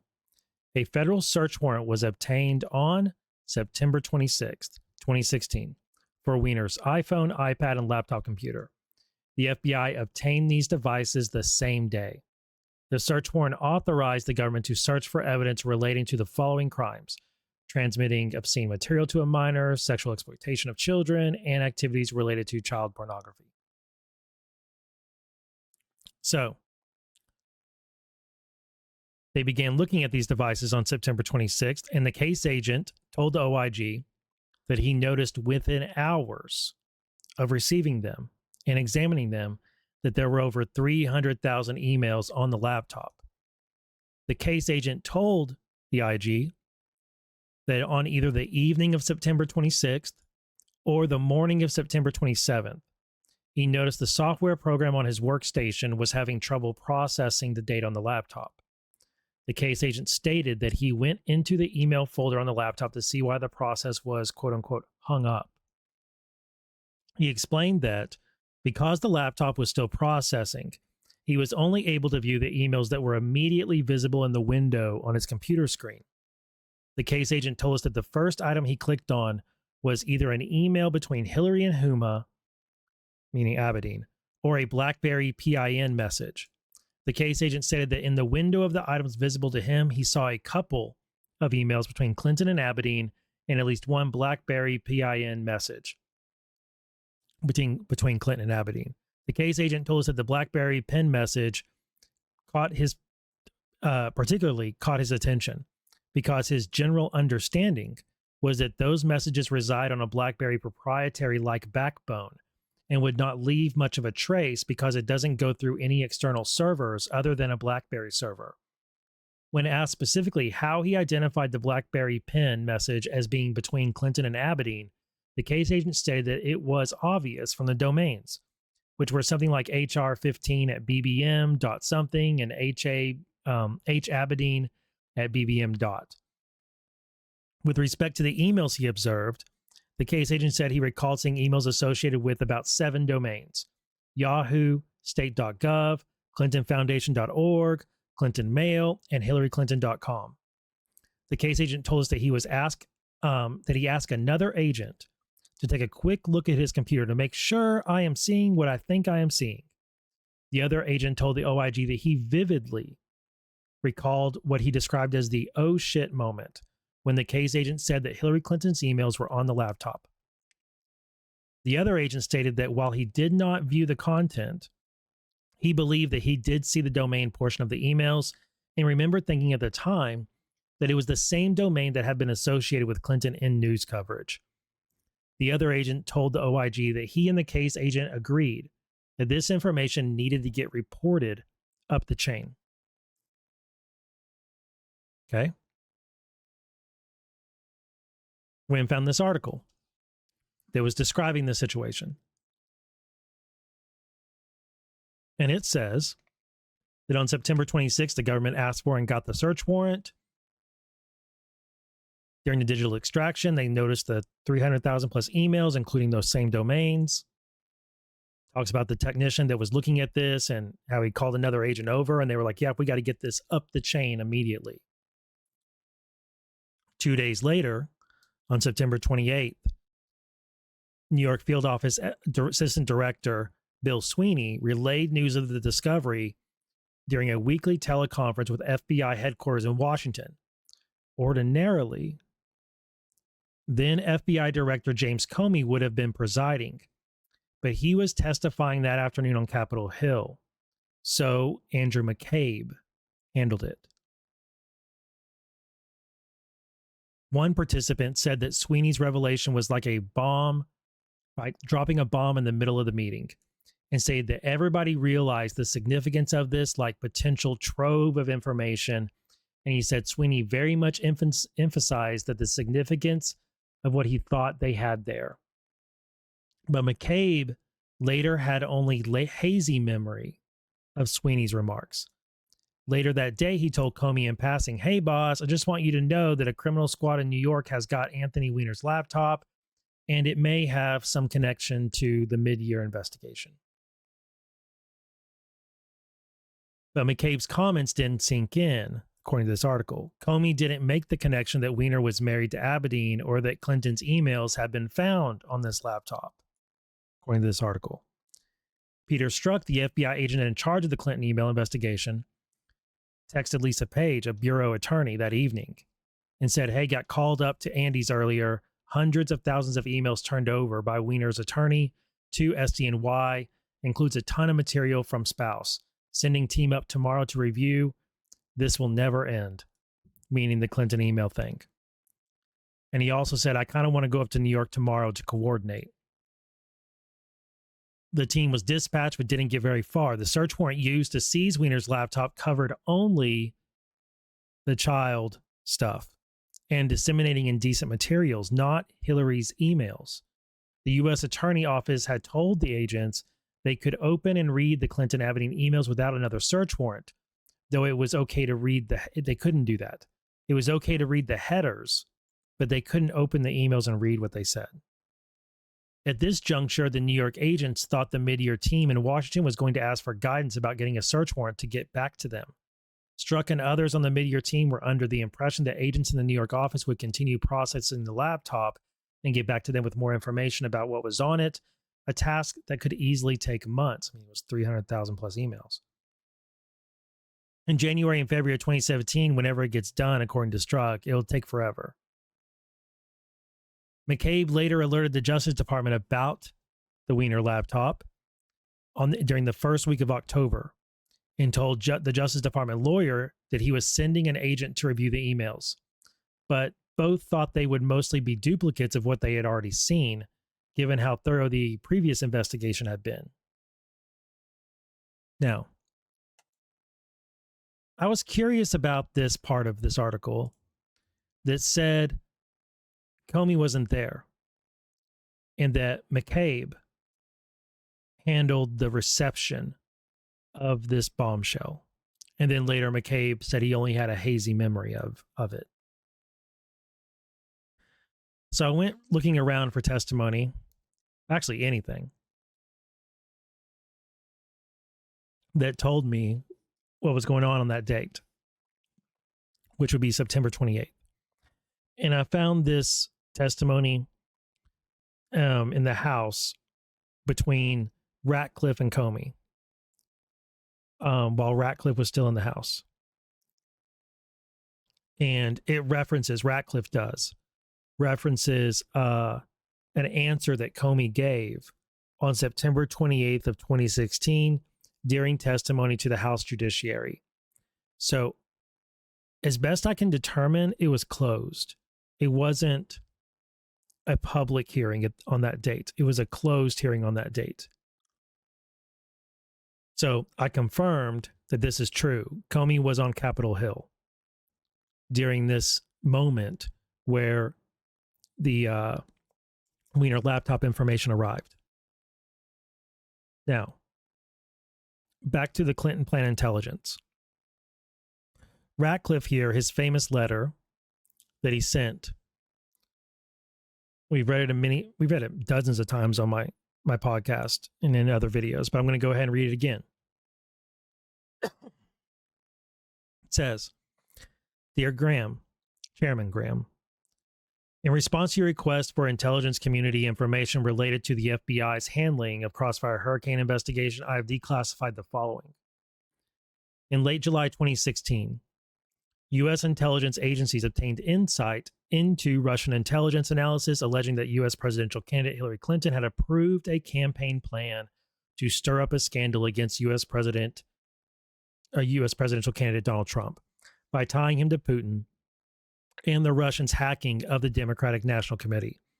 The IC does not know the accuracy of this allegation or the extent to which the Russian intelligence analysis may reflect exaggeration or fabrication. According to his handwritten notes, former CIA Director Brennan subsequently briefed President Obama and other senior national security officials on the intelligence, including, quote, the alleged approval by Hillary Clinton on July 26, 2016, of a proposal from one of her foreign policy advisors to vilify Donald Trump by stirring up a scandal claiming interference by Russian security services. On September 7th, 2016, U.S. intelligence officials forwarded an investigative referral to FBI Director James Comey and Deputy Assistant Director for Counterintelligence Peter Strzok regarding the U.S. presidential candidate Hillary Clinton's approval of a plan concerning U.S. presidential candidate Donald Trump and Russian hackers hampering U.S. elections as a means of distracting the public from her use of a private mail server. As referenced in this 24th September 2020 letter to your committee, Attorney General Barr has advised that the disclosure of this information will not interfere with ongoing department investigations, etc. So, by Ratcliffe's letter, we would understand that Comey was alerted to this on September 7th, 2016, because that's when U.S. intel officials, meaning CIA, forwarded an investigative referral to the FBI. Okay. Again, Comey's note here is dated 2 weeks later. Actually, a little more than 2 weeks, almost 3 weeks later, 9/26/16.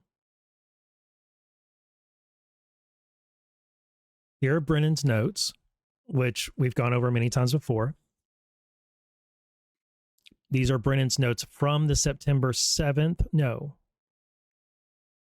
These are Brennan's notes from, what's the date on these? 28th of July. These are Brennan's notes from the 28th of July, but we can't see them all. And it says things, they're highly redacted, but it says things like 28th of July, POTUS says this, Dennis says this, JC says this, Susan says this. JC could be referring to then FBI Director James Comey. Susan could be National Security Advisor Susan Rice, and Dennis could be Obama Chief of Staff Dennis McDonough. But the notes are heavily redacted. It does appear, and it does make sense, that JC would stand for Comey. And here are the notes right there. And then Dennis, Susan, whoever else. Okay. And right here it says Donald Trump, by stirring up a scandal, alleging interference by the Russian security service, right there. And it talks about from POTUS saying any evidence of collaboration between Trump campaign and Russia. Okay. Brennan, after Ratcliffe's memo and those notes came out, so it was after this was released, and then after Brennan's notes were released, which was at the same time, I think, October 6, 2020, and then this was on September 29th, 2020, so like a week later. Brennan was asked about this, and Brennan said that John Ratcliffe was doing a disservice to the intelligence community and law enforcement because he only partially declassified the notes, and doesn't give you the full picture of what was being discussed in that meeting. He lifted the redactions over certain parts so that it would give a certain impression, right? And I'm no fan of John Brennan, but I don't think he's entirely wrong in saying that. You can't get the full context of what was being discussed in the meeting. It only gives you a very small, it gives you 1, 2, 3, 4, 5, 6 lines out of what might be 20 to 30 lines. So fair enough. It would definitely be better if we had more of these notes. However, it is also very clear that what they're talking about here is the Clinton plan intelligence. It even gives the date that she approved a proposed plan from one of her foreign policy advisors, who we now know was Julian Smith. Okay, so I also went looking to see what else was going on September 26th. Okay, and in the media, September 26th is the same day that Carter Page started speaking out. Maybe not started isn't the right word, but it's the same day he gave an interview in the Washington Post, which got a lot of traction because he talked about, or he addressed the accusations against him. And what he was really addressing was the stuff that was in the Steele dossier, but not all of it had come out yet. But here's Carter Page talking about how there's all these accusations against me and they're just garbage. And that right here,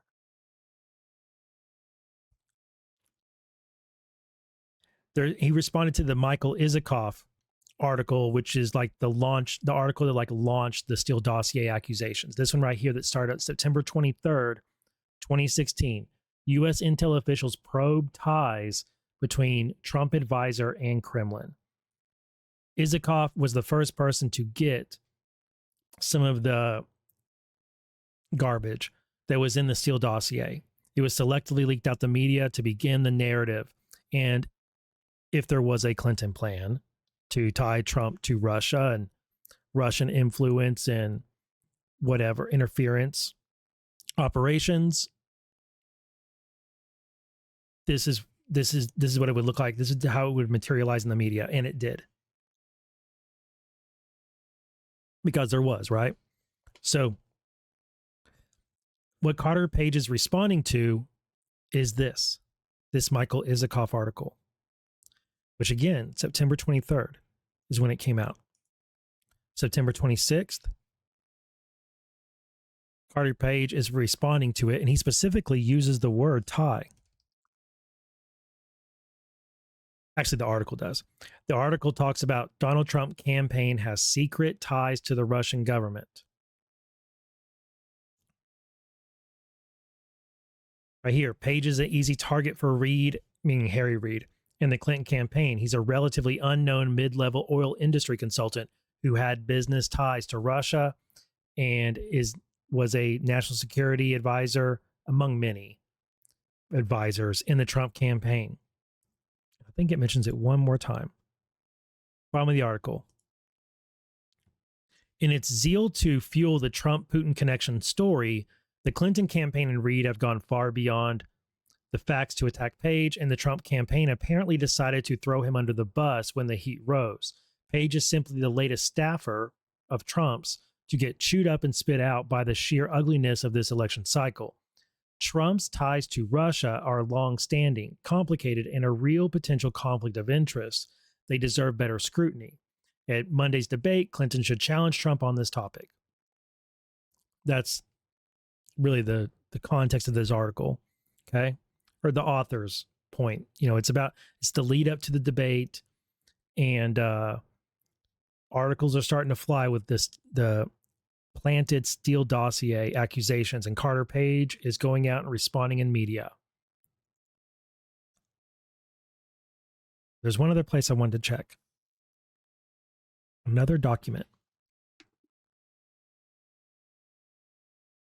Again, this is my for your consideration presentation about what to make of these Comey notes that we got a couple weeks ago. From the Durham report. The investigative referral of possible Clinton campaign plan. Right here, he restates what was in DNI Ratcliffe's declassified notes. And really, John Durham's point in this section is about how differently the intel on the Clinton plan intelligence was treated as opposed to the intel, quote unquote, that led to the Crossfire Hurricane, which was a rumor originated in a bar conversation between Papadopoulos and Downer and all that. Okay.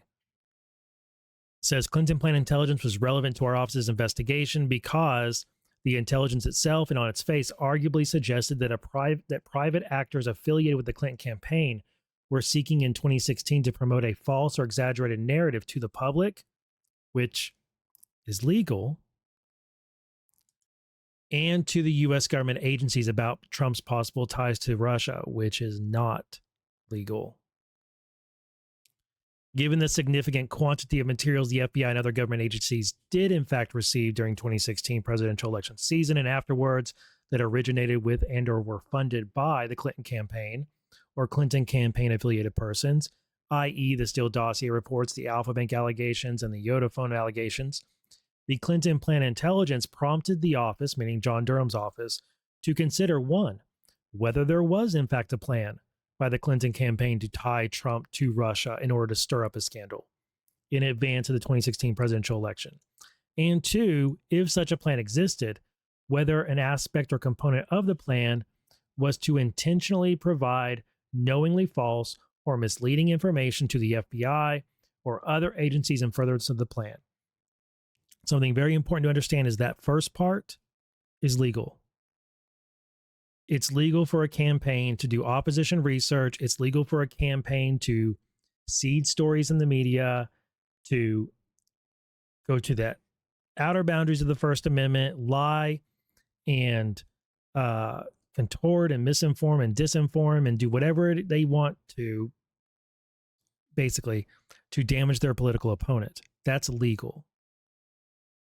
What's not legal is concocting fraudulent information, creating fake intel dossiers, fake DNS lookups, fake Russian telephone connections, and then presenting that information to investigative agencies as being some sort of evidence of something nefarious going on and trying to trick or mislead those agencies into opening up investigations on a U.S. person or any person.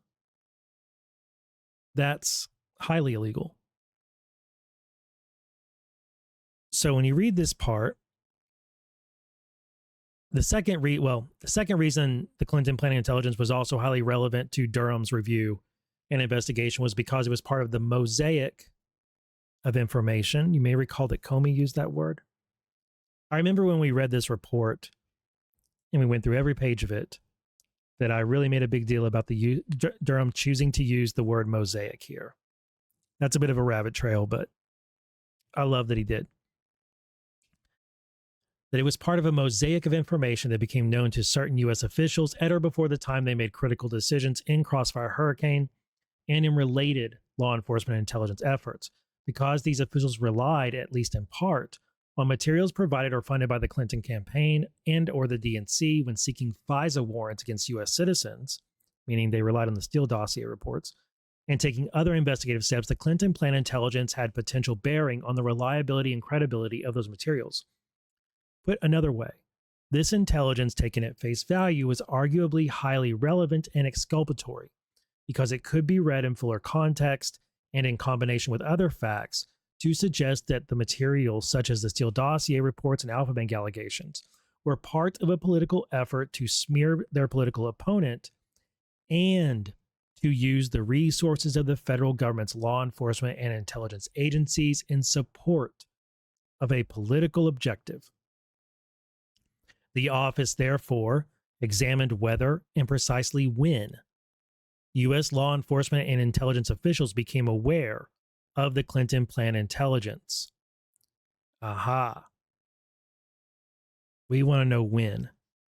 And we want to know what is going on right here with this handwritten note. Comey's testimony about how he never saw this stuff. He doesn't know what it refers to, doesn't ring any bells with him, and how that contradicts with this note. And it contradicts with this right here saying that on September 7th, he got a referral, or at least there was a referral addressed to him. So you go through the Durham report, scroll a little bit down. Relevant facts. Before addressing the U.S. government's receipt and handling of the Clinton plan, we reiterate. Notice what Durham's doing here. He's already done this, but he's going back to it. He's going back to it and saying, before addressing the U.S. government's receipt and handling of the Clinton plan intelligence, we reiterate below the description of that intelligence as declassified by DNI Ratcliffe in September 29, 2020, in a letter to Chairman Graham. The receipt of the Clinton plan intelligence. The intelligence community received the Clinton plan intelligence in late July 2016 from the Dutch. The official who initially received the information immediately recognized its importance, including its relevance to the U.S. presidential election, and acted quickly to make CIA leadership aware of it. Materials obtained from former Director Brennan's office holdings reflect he personally received a copy of the intelligence. When interviewed, Brennan generally recalled reviewing the materials, but stated he did not recall focusing specifically on its assertions regarding the Clinton campaign's purported plan. Brennan recalled instead focusing on Russia's role in hacking the DNC. On July 28, 2016, Director Brennan met with President Obama and other White House personnel, during which Brennan and the president discussed intelligence relevant to the 2016 presidential election, as well as the potential creation of an interagency fusion cell to synthesize and analyze intelligence about Russian malign influence in the 2016 presidential election. Brennan's recollection was that he spoke with Director Comey on the morning of July 29th, 2016, to brief him on that July 28th meeting with the president. Brennan could not recall when he actually saw the Clinton plan intelligence, but he did not think he had the information when he spoke to Comey on that morning. So that means Comey did not know on July 28th, July 29th. Immediately after communicating with the president, Comey, and D&I Clapper to discuss relevant intelligence, Director Brennan and other agency officials took steps to ensure that dissemination of intelligence related to Russia's election interference efforts, including the Clinton plan intelligence, would be limited to protect sensitive information and prevent leaks. Brennan stated that the Interagency Fusion Cell, a team to synthesize and analyze pertinent intelligence on Russian malign information activities or influence activities related to the presidential election, was put in motion after his meeting with President Obama on July 28th. Email traffic and witness interviews conducted by Durham's office reflect that at least some CIA personnel believed that the Clinton plan intelligence led to the decision to set up the fusion cell. On August 3rd, 2016, within days of receiving the Clinton plan intelligence, Director Brennan met with the president, vice president, and other senior administration officials, including but not limited to the Attorney General, who participated remotely, the FBI Director, James Comey, in the White House Situation Room to discuss Russian election interference efforts. According to Brennan's handwritten notes and his recollection of the meeting, he briefed on relevant intelligence known to date on Russian election interference, including the Clinton plan intelligence, okay? So it appears that August 3rd, 2016 is when Comey found out about this Clinton plan intelligence, okay? The plan to tie Trump to Russia. Let's go back. Let's look at Brennan's notes. Brennan's notes right here that we have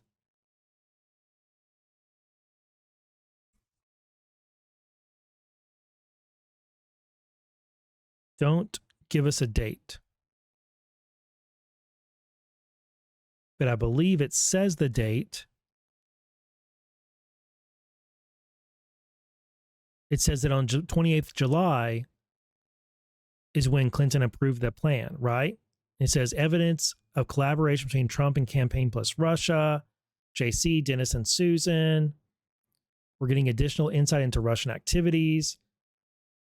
Alleged approved by Hillary Clinton, a proposal from one of her foreign policy advisors to vilify Trump by stirring up a scandal, claiming interference by Russian security service. This appears to be the August 3rd, 2016 notes, right? Specifically, Brennan's declassified handwritten notes reflect that he briefed the meeting's participants regarding the alleged approval of the plan. Okay? FBI awareness. The Durham Special Counsel's Office was unable to determine precisely when the FBI first obtained any of the details of the Clinton plan intelligence, other than Director Comey, who attended the August 3rd, 2016 briefing. It appears, however, that this occurred no later than August 22nd, 2016, because on that date, an FBI cyber analyst emailed a number of FBI employees, including Brian Auten and Section Chief Moffa, the most senior intelligence analyst on the Crossfire Hurricane team, to provide an update on Russian intelligence materials. The email included a summary of the contents of the Clinton plan intelligence. The office did not identify any replies or follow-up actions taken by the FBI personnel as a result of this email.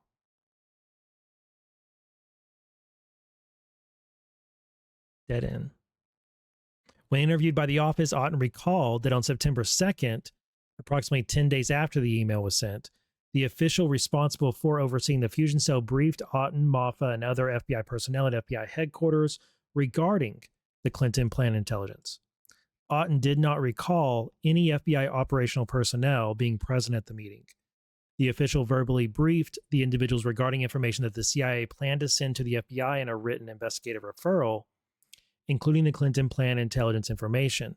Otten recalled thinking at the meeting that he wanted to see the formal referral memo containing the Clinton plan intelligence.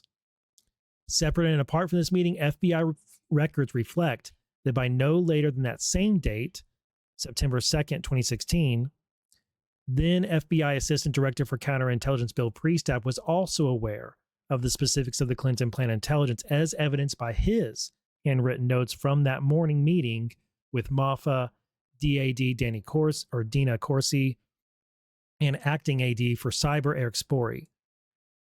The office was unable to determine the exact contours of Priestap's knowledge, however, in part because he declined to be interviewed by Durham.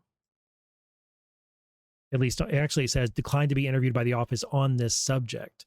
So Priestap would not talk to Durham about the Clinton plan intelligence. Now the referral. 5 days later, September 7th. Remember, that's the date that this referral that Graham was asking about in the hearing, that's what Senator Graham and Senator Hawley were asking about. Whether or not Comey remembered being taught of this plan and getting this referral. 5 days later, September 7th, the CIA completed its referral memo in response to an FBI request for relevant information reviewed by the Fusion Cell. The CIA addressed the referral memo to FBI Director James Comey and to the attention of Deputy Assistant Director Peter Strzok. The referral memo, which mentioned the Clinton plan intelligence, stated in part, per FBI verbal request, CIA provides the following examples of information the Crossfire Hurricane Fusion Cell has gleaned to date. An exchange discussing U.S. presidential candidate Hillary Clinton's approval of a plan concerning U.S. presidential candidate Donald Trump and Russian hackers hampering U.S. elections as a means of distracting the public from her use of a private email server. According to open sources, Guccifer 2.0 is an individual or group of hackers whom U.S. officials believe is tied to Russian intelligence services. Also, per open sources, Guccifer 2.0 claimed credit for hacking the DNC this year. From Durham.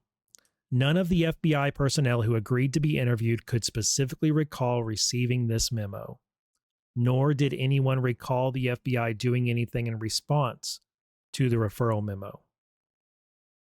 Otten stated that it was possible he hand-delivered this referral memo to the FBI, as he had done with numerous other referral memos, and he noted that he typically shared referral memos with the rest of the Crossfire Hurricane investigative team, although he did not recall if he did so in this instance. In late September 2016, high-ranking U.S. national security officials, including Comey and Clapper, received an intelligence product on Russian interference in the 2016 presidential election that included Clinton plan intelligence. Bingo.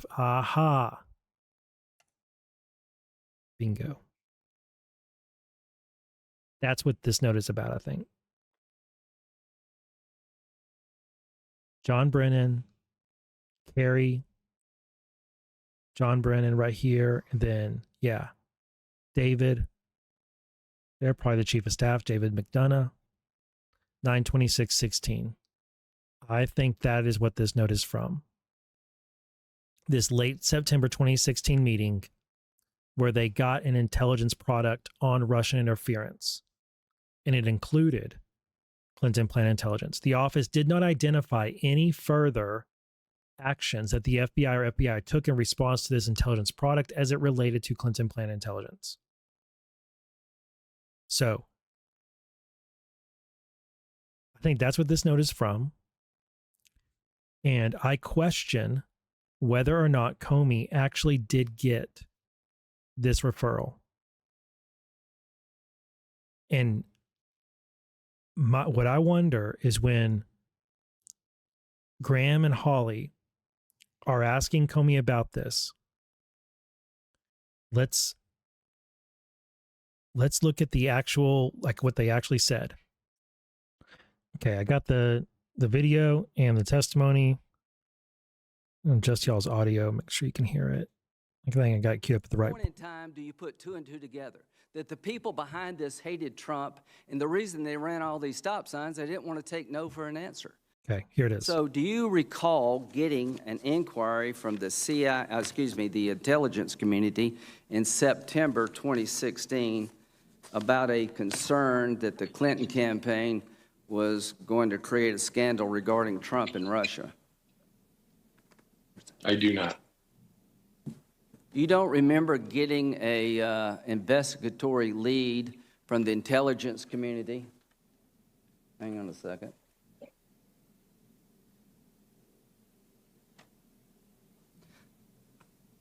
Let me find my document here.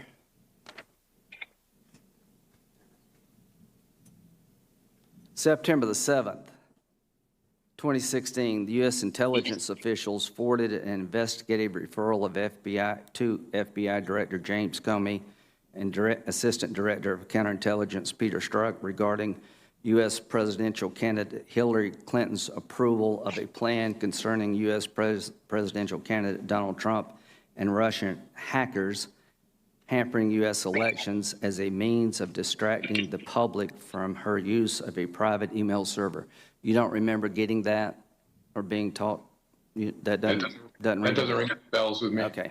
Well, that's a pretty stunning thing. It didn't ring a bell, but He said it doesn't ring a bell with him.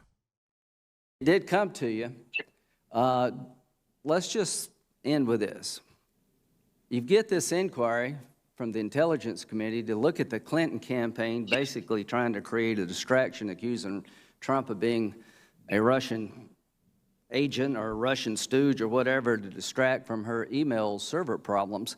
And how far-fetched is that, Mr. Comey, when we now know that the Democratic Party, through Fusion GPS, hired Christopher Steele, a foreign agent who had a very strong bias against Trump, who hired a Russian subsource who the FBI believed to be a Russian spy to compile a dossier that was a bunch of crap to be used against an American citizen working for the Trump campaign. You already knew that. Seems to me you'd want to investigate other allegations, but you're telling me that you don't recall this. I'm sorry, Senator, is there a question? Yes, you don't recall this inquiry I just read about September the 2016. No, as I said, it doesn't, again. Do you remember being told? But it doesn't sound familiar. Do you remember being told? Whatever he said there, you can't understand it. I've tried. I can't. There's some part. It's like the audio gets a little bit messed up on Comey's side. You don't really hear what he says, but it doesn't ring a bell. He stands by that statement. By the the intelligence community. Remember the episode with Trump in the hotel with the hookers in the dossier? Yes, I remember that portion. Okay, that's pretty hard to ignore. Do you remember in December? Okay, now I'm going to find the portion with Senator Hawley. Okay, here is Senator Hawley's portion. As Director of the FBI. If I could, Mr. Chairman, just one last thing I want to follow up on. The letter from to Chairman Graham from John Ratcliffe, which I know you've seen, Mr. Comey, as you mentioned it earlier. Mr. Ratcliffe says, on 7 September 2016, U.S. intelligence officials forwarded an investigative referral to FBI Director James Comey regarding U.S. presidential candidate Hillary Clinton's approval of a plan concerning Donald Trump and Russian hackers as a means of distracting the public from her use of a private mail server, end quote. Did you open an investigation? I don't know what that refers to. As I said earlier, that does not ring any bells with me when I read that. You did not receive any investigative referral of this nature? I don't remember it. I don't remember receiving anything that's described in that letter. Okay. I don't remember receiving anything described in this letter. Now, you are welcome, of course, to conclude that Comey is lying on that, and that he did. But I have to point out that Durham concluded he couldn't figure out that none of the FBI personnel who agreed to be interviewed could specifically recall receiving the referral memo. Nor did anyone recall the FBI doing anything in response to the referral memo. Otten stated it was possible he hand-delivered it as he did with other memos, but he didn't specifically recall. So I'm going to posit to you, what if it was intercepted?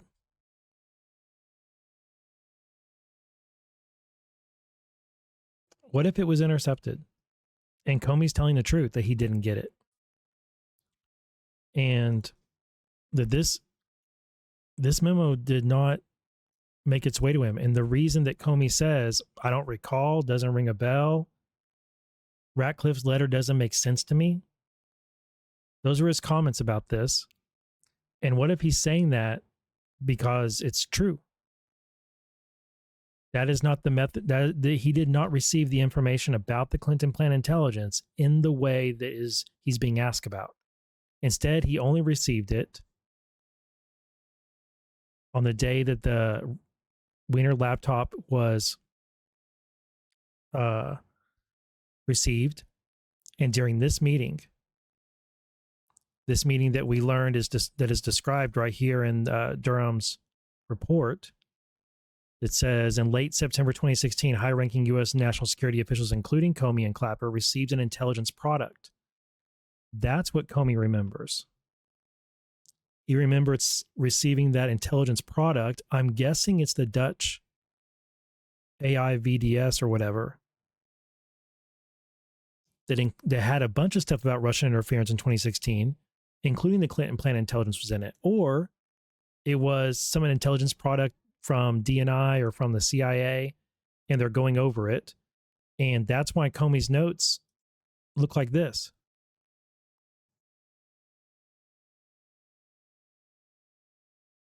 And I want to point you back to the original indictment in the case, the indictment that failed.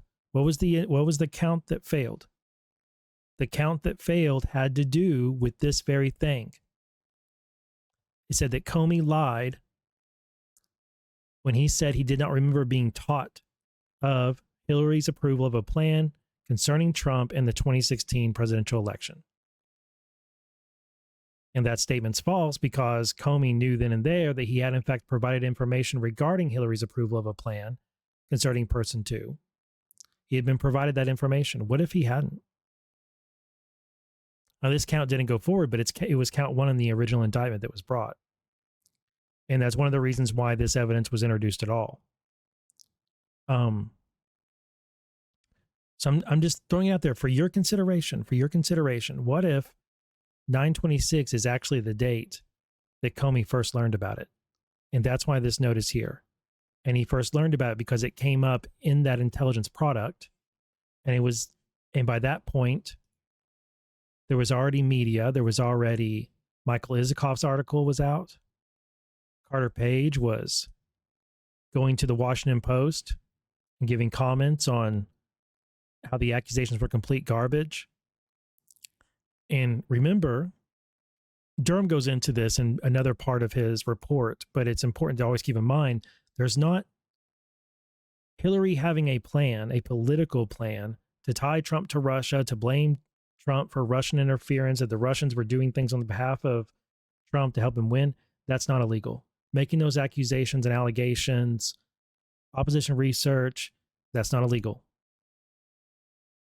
You can go pretty far with what you can say about your opponent in an election. Trump's pushed that envelope too, hasn't he? But not as far as Hillary did. Don't get me wrong. What becomes problematic, to say the least, what creates felonies, what's felonious behavior, is when you have a conspiracy to create fraudulent intelligence products, and then you give them over to the FBI and CIA and try to